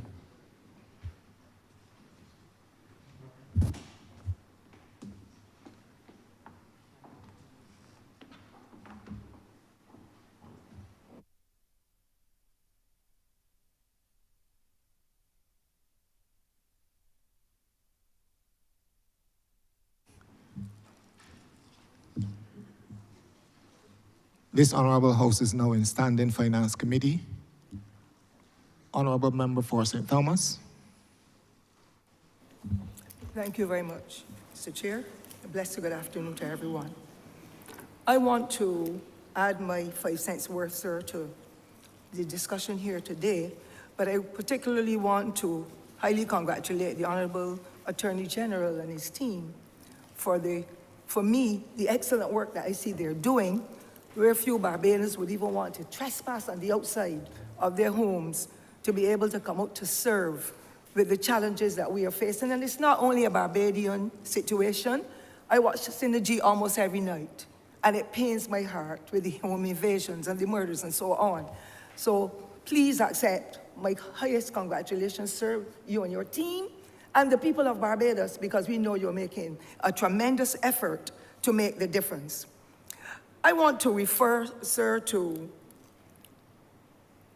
many years ago, many meaning about 15, 20 years ago, when I witnessed what transpired with the police service, then the police force, and the program that was put in place within our schools for the mentorship of children. The DARE program was an excellent program, and then the community policing, that too added.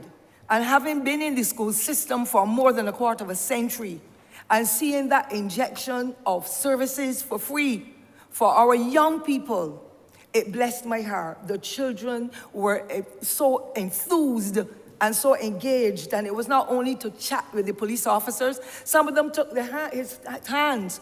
Some of them held a little cane, I'm not so sure what it is called, in their hands, to be able, and I saw so many of my former students choose to go to join the Royal Barbados Police Force then, now the police service. I too, Mr. Chairman, had an interest as a young girl as well. I so wanted to join the police service, but I know my personality, and somebody will hit me and then I will get into trouble.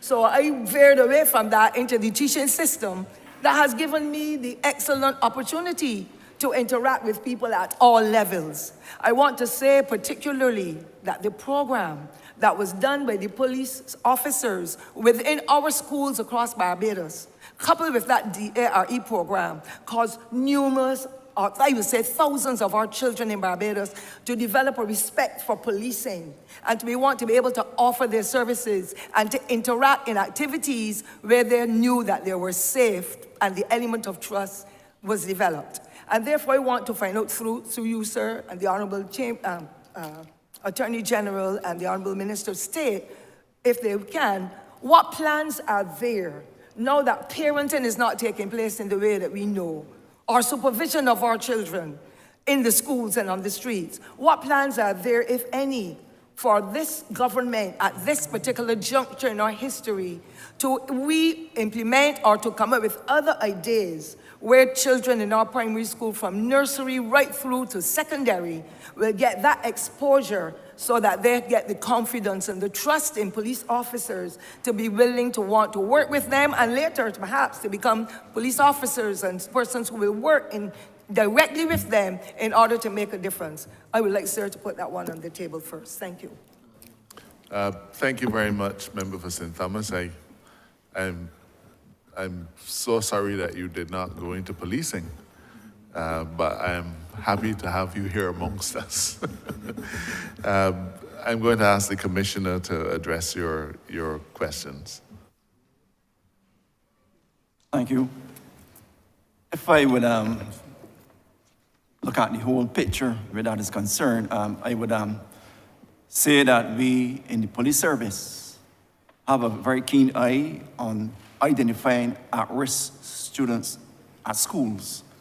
And because of that, we have targeted specific schools before we go generally, because there are some schools that be more challenging than other schools. So there is a pecking order that we will work on, and we are engaging the teachers, the guidance counselors, those persons inside the school who can identify those persons who are in need of that intervention in terms of dealing with conflicts, dealing with anger management and things like that. So we in the police service identify those persons at a very early stage. We want to get in there when the minds are so much impressionable, to have the positive impressions placed in those persons, whereby as they go through the various systems in the educational structure, that they will know how to deal with issues of violence.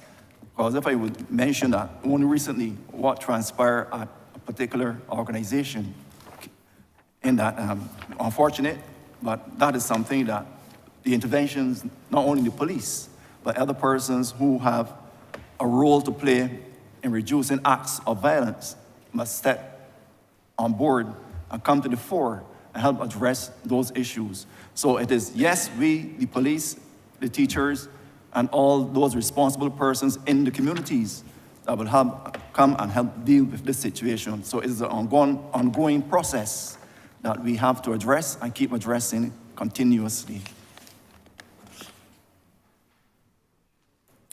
I also, sir, wish, if you allow me, sir, my other question, sir, or is the Attorney General?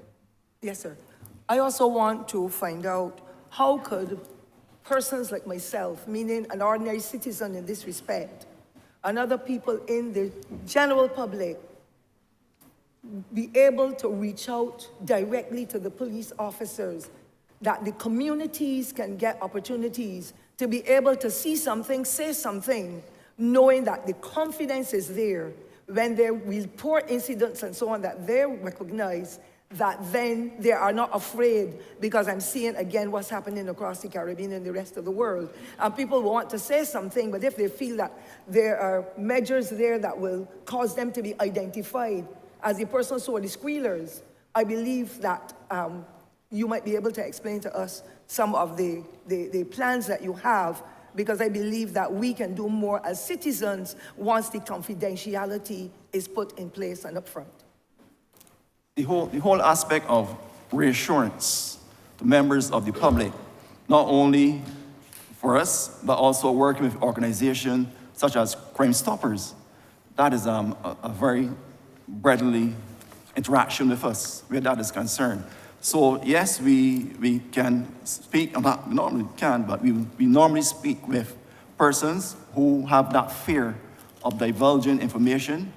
The main thing is to get their buy-in and get their confidence in us as the organization, that they can feel comfortable that when they give information to us, they'll be satisfied that the high level of confidentiality will be there, and they can place their confidence in our officers.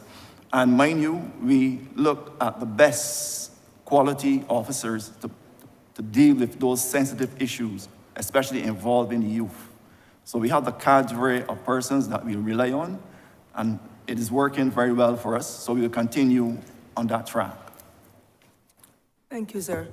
My final query, sir, is to do with the plans to recruit more police officers in the system. And I'm saying that as a layperson, that's why I'm speaking now, living in the village where we grew up for so many years, and the relationships as well with police officers, as I said earlier, were really close. Because I live near the Straight D police station, every police, the station sergeant, everybody, we interacted many years ago. I want to find out what plans there will be. And I think it is the Honourable Prime Minister and the members of Cabinet who will have to make that decision. Most people are saying, I'll be glad to join the police force, or the police service. But however, the salary, that is something that perhaps we could discuss, because people feel that the salaries are too low for the kinds of exposure that they have of course, we hear so much about the guns and so. And it's a pity, and this is just a side comment, that the honourable member of the opposition, the leader, is not aware that an old man called Nard was shot right on the exterior of this building a few years back when the Democratic Labour Party was the government. I want to know what can we do to be able to improve the salaries and to attract more persons in the same way Barbados trained and send them down to Cayman Island and Montserrat and so in the past. We want them here, but what plans are there to be able to recruit them so that the confidence is developed? Thank you, Member for St. Thomas. Let me begin by saying, though, that a very positive phenomena has been taking place. When we were last in government, we had a significant, well, by significant I don't mean large numbers, but every time you lose 3, 4, 5 police officers in a force our size, it was a significant thing. And we used to lose officers on an annual basis to Bermuda, BVI, Turks and Caicos.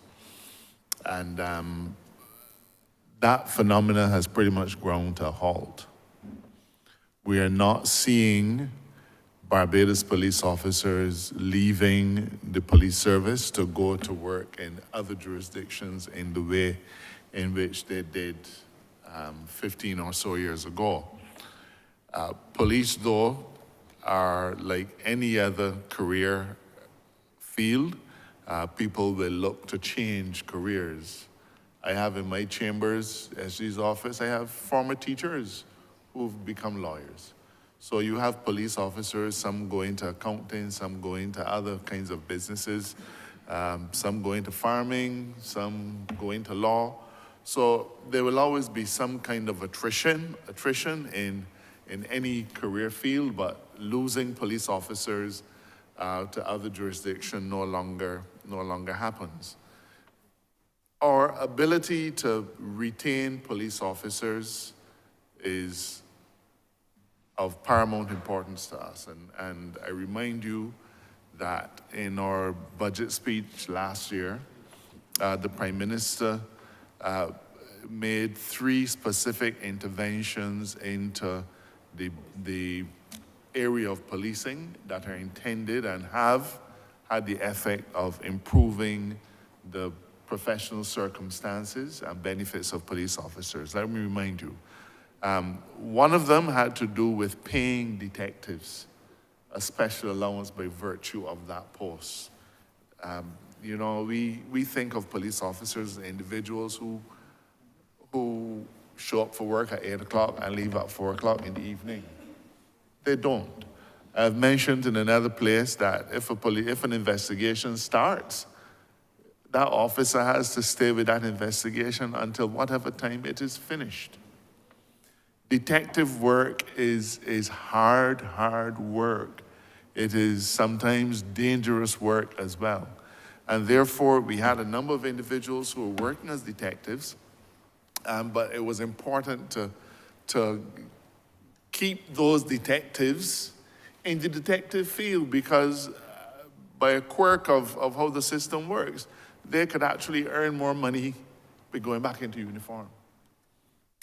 So we now have an allowance for detectives, which will see them taking home more money in their paychecks at the end of the month and having more job satisfaction. We also increased the number of police officers who are able to benefit from the Public Officers Traveling Loan Scheme, what was called the PALTA. So we now have more police officers. We've expanded the range of officers who can benefit from that scheme. The other measure that we implemented has to do with the establishment of a rank of someone called the senior constable. You will have police officers, and regrettably, because the policing age of retirement is the same as the public service, so let's say 67 years old, you can have individuals who retire from the police service at the age of 67 as constable. Apart from the fact that their health profile would not allow them to run behind a pickpocket at Christmas time in town, it was obvious that a person who has been a police constable for so long has had the benefit of wisdom garnered by work, not necessarily by exams, but by virtue of his experience or her experience on the ground. That officer will have a tremendous wealth of experience, sometimes more than those individuals who have all the book learning. And therefore, we've established a rank of officer called senior constable.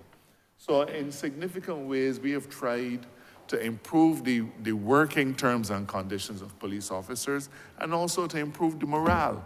We've made significant inroads into dealing with their accommodation.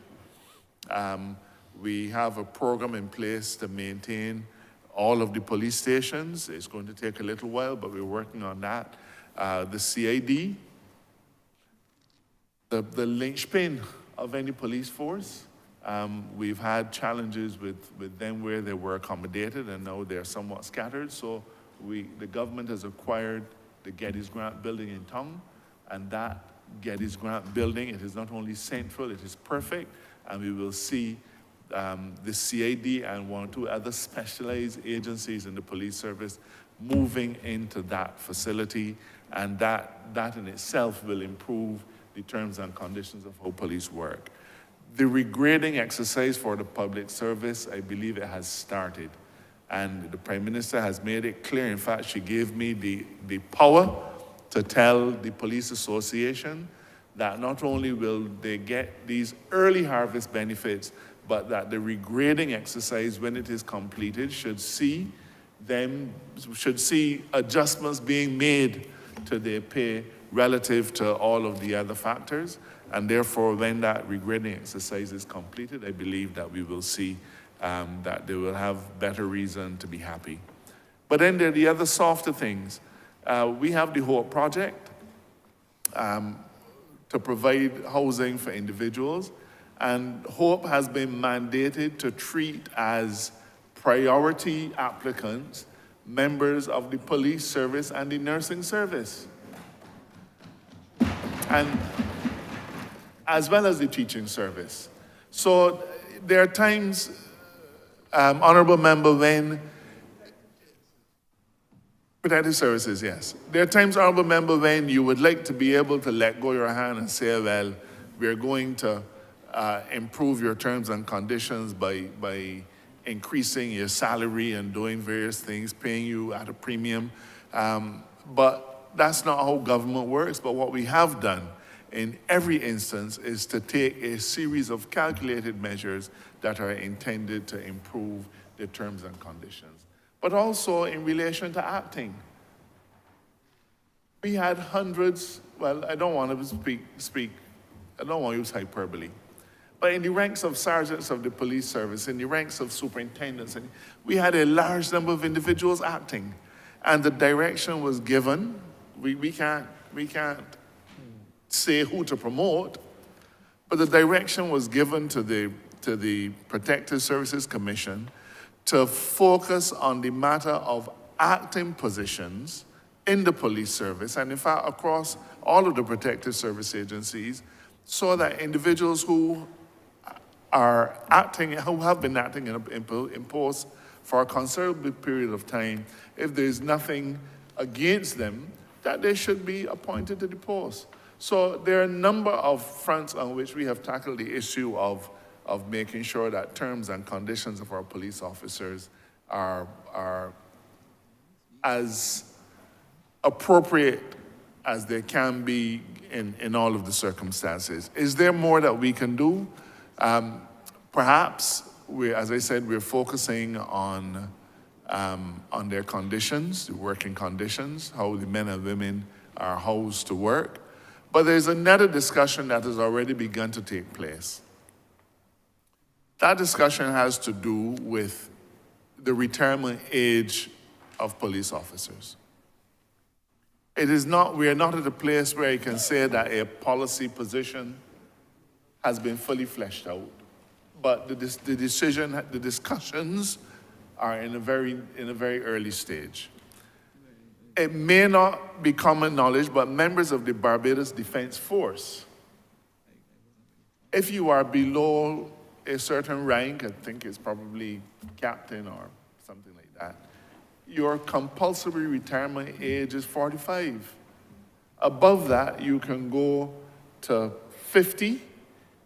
Chief of staff could retire at, I think, 55, and then you can apply for extensions. Now, I think the reason that soldiers have always been treated that way is because they're soldiers. And it is anticipated that their existence would be one of being in a stance ready for war. That has happily not been our reality. But what you do have is one important branch of our protective services retiring at a far earlier age, while the police service is retiring, their retirement age is 67. So the commissioner sitting next to me is going to work for a far longer period than his counterpart at the BDF. Of course, he's in fine shape, so he can handle it. But we have to make sure that there are relativities that are addressed. And that is one of the areas, and I said earlier in the chamber today that the health profile of the average police officer is much worse than the average person in any other profession in Barbados. So this is a discussion that has begun. In terms of recruitment, I think you mentioned recruitment. Policing, unfortunately, has not been as attractive for young people as before. I remember as a young boy, the fellows said, Babylon! and immediately there's a negative image conjured up of policing. While in decades before, the police were held in much higher esteem and much higher regard. We have had numbers of individuals applying for the police service, and I can give you some of those statistics. In 2020, we had 381 persons applying for the police service. 188 were male, 193 were female. In 2021, we had 286 people applying for the police service. Of that 286, 133 were male, 153 were females. In 2022, we had 132 applying, 68 males, 64 females. In 2023, 197, 87 were male, 110 were female. In 2024, we had 163 applicants, 88 females and 75 males.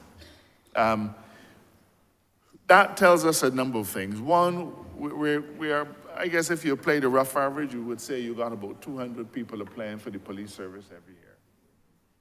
Most of them are females. We probably have to ask the sociologists why that is, but that is a discussion for another day. But unfortunately, the police training school, as it is physically made up, is made up to accommodate more male recruits than female recruits. I think the ratio is probably 2 to 1. So we have dormitory space for just about 20-something female recruits, while the number of females applying to join the police service and being actually accepted for the service could actually outstrip males. How do we address that? We are building dormitories to accommodate an additional 60 recruits, so that those 60 recruits, we will now have space to accept more females, to accept what the market is offering. Because if more females are applying, there's no basis for artificially reducing the numbers of females in favor of males.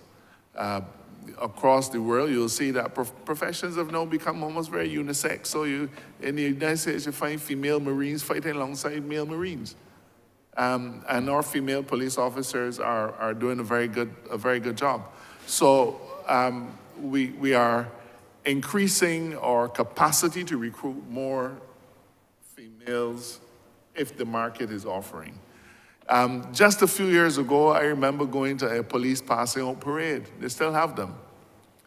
I think it was probably around 2021. And the number of individuals, the commissioner can correct me on the year, number of individuals passing out was 18. Only 18. Only 18 individuals joined the police service that year. Happily, as a result of an aggressive public relations campaign and an aggressive recruitment drive, last year I think we had 57 officers passing out. The year before that, I think we had 60. So we've actually seen the numbers increasing. But bear in mind that while you are having an increase in recruitment, it is not a large enough increase to take care of the 290 deficit that we have. But moreover, we also have to factor in that individuals are also retiring. Individuals regrettably are dying. Individuals are changing careers. Individuals are having to leave the service because of medical challenges. So the recruitment rate slightly outstrips the attrition rate, but not in significant enough numbers to be able to allow us to say that we can replenish the numbers of police officers in a short possible time. My final comment, I will save for later. Thank you. Thank you, Honourable Member for St. Thomas. Honourable Leader of the Opposition, I give you the opportunity. 3 questions at this point, Your Honor. Yes, you can. I'm obliged, sir. You ask the question and then you can have 3 supplementary follow-up questions. Yes, thank you very much, sir.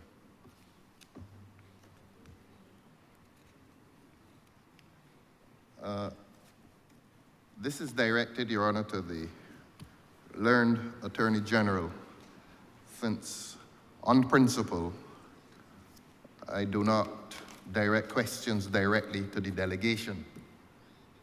That is a matter for the learned Attorney General, if he so wishes to delegate. And of course, he's accompanied by his minister in the ministry. And the same principle will apply there too.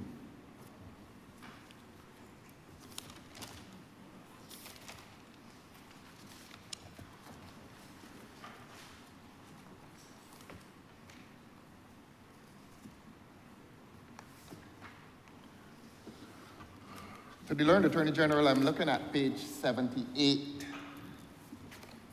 of the larger document.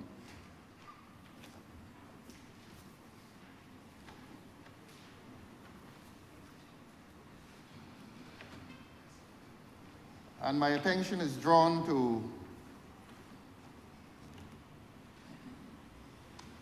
number 314. And this is, of course, the estimates as they pertain to the National Crime Prevention Program, which we have spoken much about today. Page 78 of the estimates, the larger volume. And it reads, Subprogram 0263, National Crime Prevention Program. And there are a number of categories listed there. Those categories begin with 102 other personal emoluments. I'm not interested in that.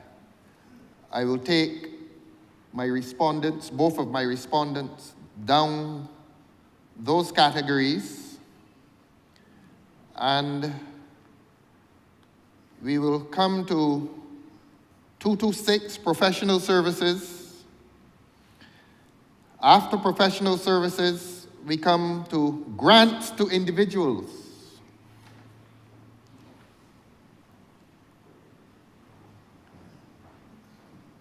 I will ask now the learned Attorney General and or his minister whether those individuals are included in those numbers of persons whom the Attorney General described this morning as, and I quote,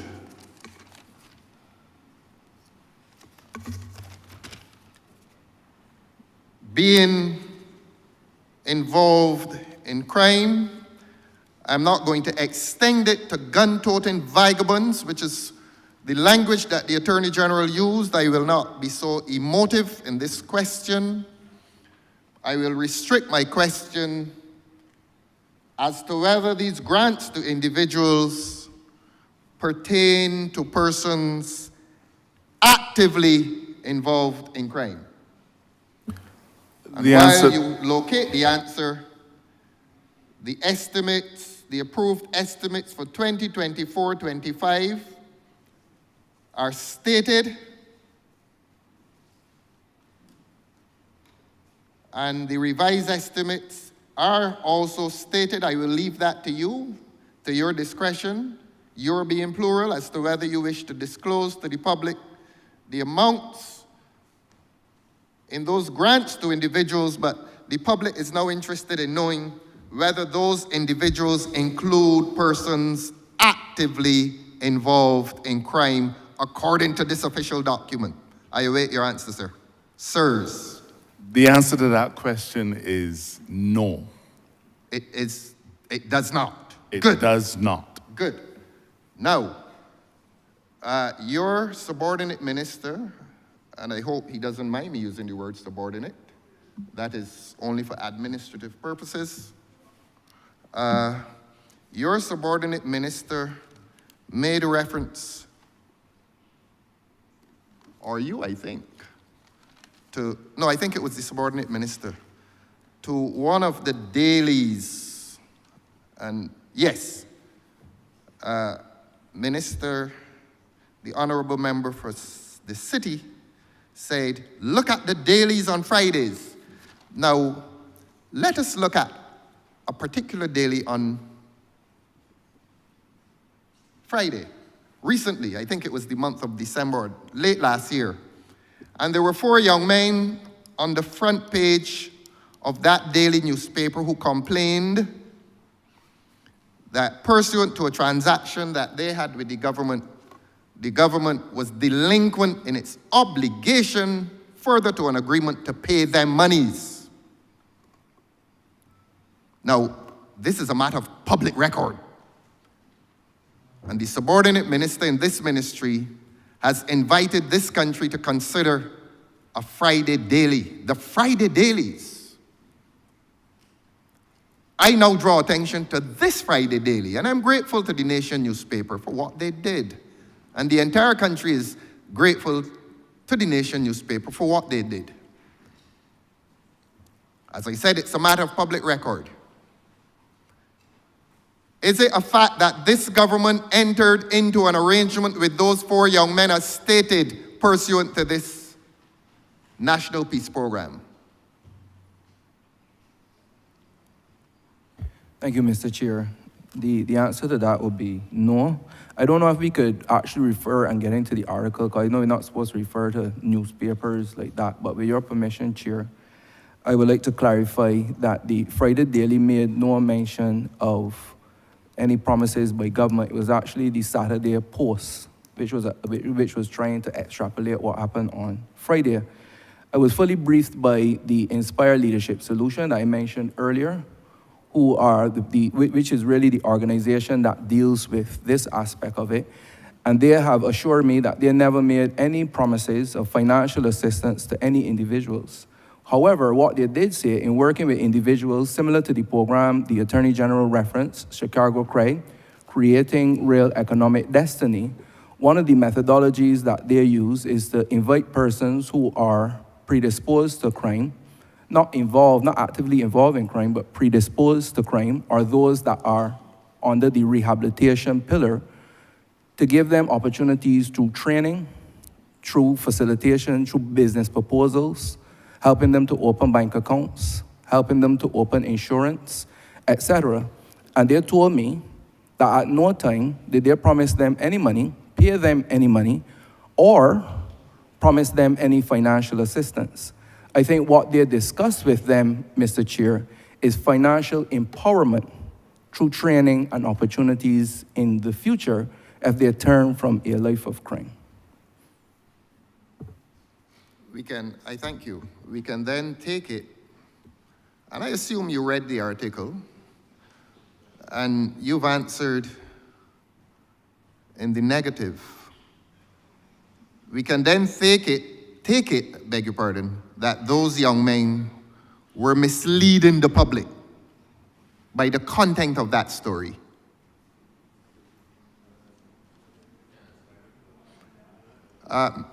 Honourable member for the city, this is an exchange between the two of us. If you need further assistance from Christchurch East, let us adjourn and bring him. I have asked Your Honor, the Chair, I have asked a direct question to and of a very polite honourable member for the city. And he is about to Honourable answer. Leader of the Opposition, therefore, give him the opportunity to answer. I wish he would be given that opportunity by the honourable member for Thank you, Christchurch Mr. East, Thank you, Mr. Chair. who distracted the gentleman. Honourable Leader of the Opposition. Sorry, Mr. You understand? I think I Commotion. understand. There is commotion. Mr. Bring the Chair, I paper. I think the honourable member asked the question. I would like the opportunity to answer. Yes, in a- let me in a repeat in a it. Let me dispassionate repeat way. it so that you wouldn't be Honourable confused. Leader of the Opposition, Yes. you do not need to repeat it. I think the honourable member is quite clear. So he understands that the question, Your Honor, is whether just give those him young the men were opportunity. misleading the He public. is quite clear on that, honourable member. Give him the opportunity to respond. Mr. Chair, I don't believe that anybody was seeking to mislead. I think what happens with the use of language, No, particularly I beg your pardon, sir. You want to tell me how to I answer? think the honourable member is misunderstanding. Honourable Leader of the question. Opposition, you cannot interpret for the honourable member Yes, for the but I'm city. clarifying, Your Just Honor. give I think him I'm the entitled to just clarify give the him. question. I've ruled, honourable member. Give him the opportunity to respond. just like you require, or you often, you need to be heard in silence. Let him be heard in silence. Guided, sir. Guided, sir. And I am seeking, I let them applaud. You don't really applaud a person in the chair, you know. Just tell Mr. them Chair, that it discloses, by applauding your ruling, they're disclosing that there's Honourable- possible bias on honourable your member, part. Please honourable leader advise of the honourable members opposition. that you never applaud a ruling of the chair because the inference is that the chair is biased in your favor. Tell them that. Tell them that. They don't understand it. Tell them. Honourable Leader of You the never Opposition. applaud a ruling of the chair. Honourable member It of the is an Opposition. insult to the chair. Would you please give the honourable member On a point to of order, respond? on a point of order, sir, the honourable leader of the opposition, standing committee, He's the honourable not leader of party to this, opposition He is not- misleading the honourable this member chamber. is not party to this. I was one of the persons thumping, and in no way was I intending to convey any disrespect It to isn't the what chair. the honourable or member say- intends. It is the effect. You do not applaud the chair. But did you not? The inference is that the chair is biased. Don't argue that. There was no suggestion You from can't this kill side me, that was no. the case. Honourable You can't kill Leader me. of the Opposition, I have given a You can't directive, kill I me. have ruled in this. Would you please You can set up give your face the like Hurricane honourable Elsa. member You can't for do me nothing. Honourable Leader of the Opposition, my next move would be to ask the Marshal to come and remove you, Honourable Leader. Let the proceedings continue. I have ruled on the matter, and I expect that you will abide What by is the your ruling. ruling, sir?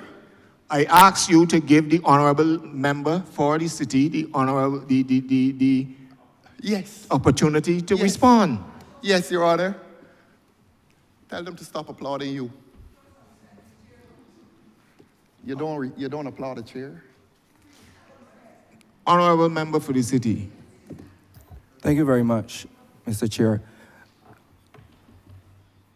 I would like to move from the emotive to the motive. As we've all agreed in this house that crime is a very, Emotive to the, I'm not hearing. move from the emotive Yes.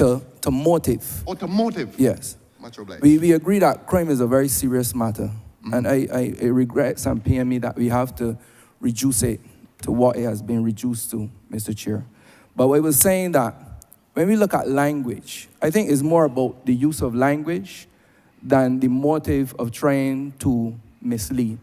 I do not believe that the journalists, those who would have been interviewed or who took up and did the second story off of the first story that was satisfactory to my mind. I think that being told that you may get, through training, you can get financial empowerment can be easily misinterpreted that you are being promised financial assistance. And throughout this entire program, and I think it's sad because it looks like an easy mark, so people go after. But throughout this entire program, to answer the honorable member, we've mixed up a peace agreement with a peace program. Not understanding that the peace agreement and the peace program is not fungible. It is two different things, completely. The peace program is the overall thing, where the peace agreement is 1% of what the National Crime Prevention Program does. We've mixed up crime fighting with crime prevention. We've mixed up crime with homicide. So many times, even us in here, we say crime going up because homicide is going up, but crime overall has gone down, where homicide has gone up. So I think it's just, honorable member, being genuine. I think we're mixing up language.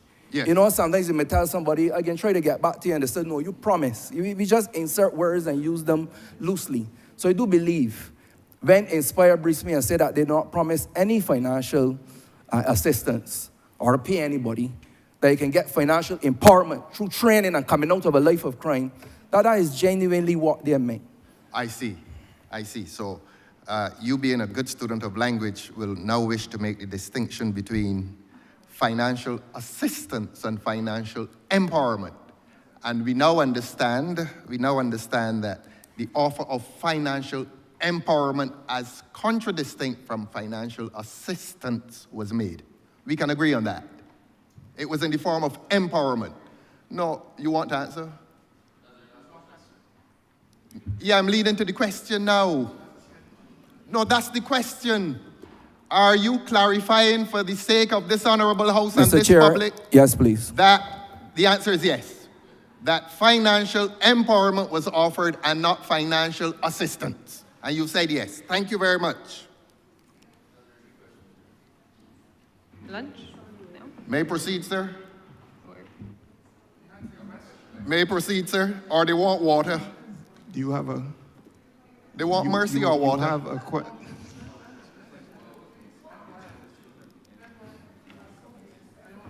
No, I'm asking about y'all, not the speaker, not the chairman of committees. Honorable Leader of the Opposition, proceed. I thank you so much, sir. Now I'm back to the learned Attorney General. At the same table on page 78, and I'm not going to state the numbers, let the public guess for the time being, there will be a time and place.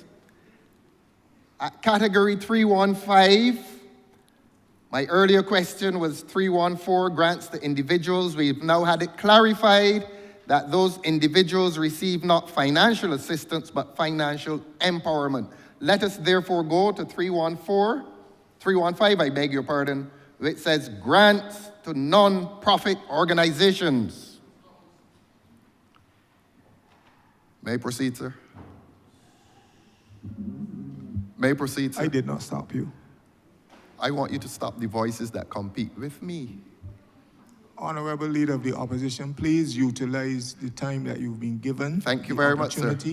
Please utilize... When you hear them, quiet them, sir. I beg you. You hearing them? Honorable Leader of the Opposition, proceed, please. Thank you, sir. Grants to non-profit organizations. And I'm going to follow the language advanced by this honorable team.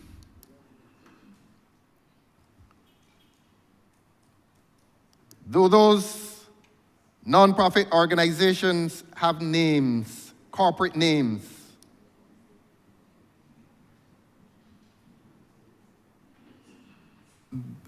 All organizations are not corporate, sir.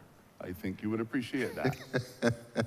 So the King's Trust which received $300,000 from the program.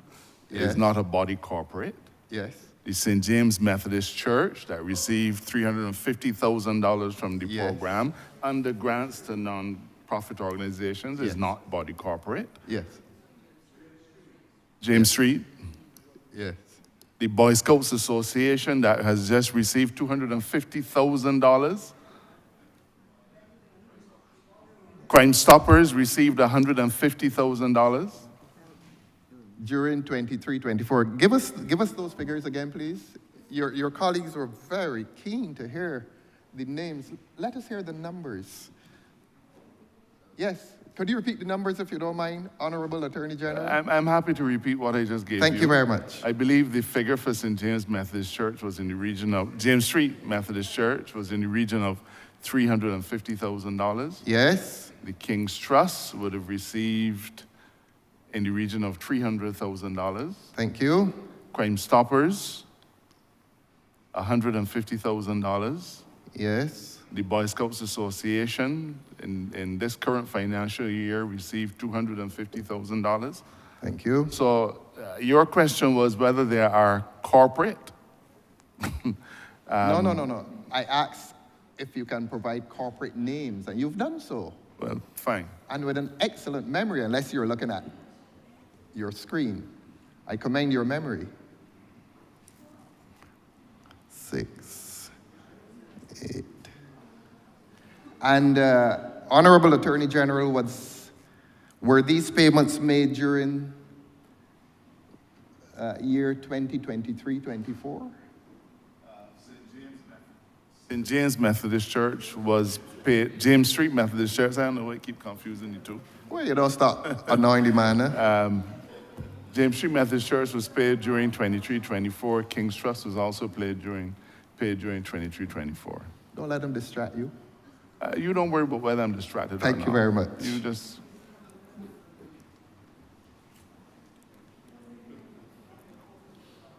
Now, I'm going to take you back. We're still on this page.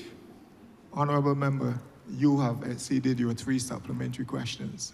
Are you aware of that? You can come again later. You have exceeded your 3 according to the standing orders. They're applauding you again, sir.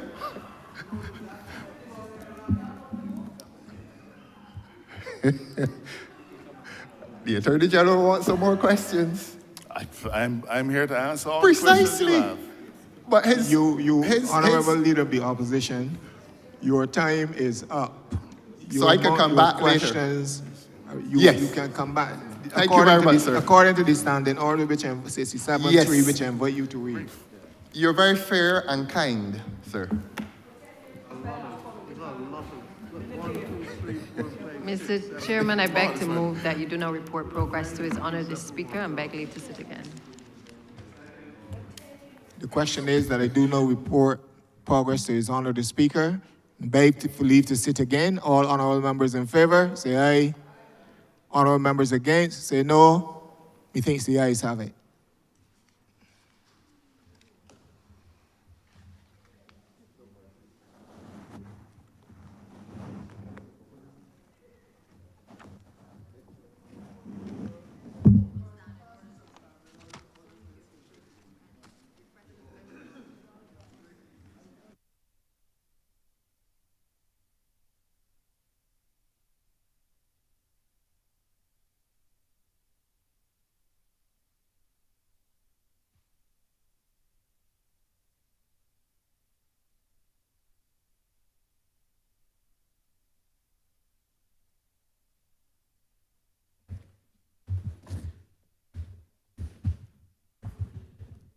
It appears they may have to come out here.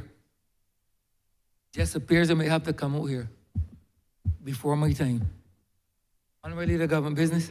Thank you, Mr. Speaker. I beg to move the suspension of the House until 2:45 p.m. The question is that this honorable chamber be suspended until 2:45 p.m. All those honorable members in favor, please say aye. Those against, please say no. Me think the ayes have it. This honorable chamber stands suspended until 2:45 p.m.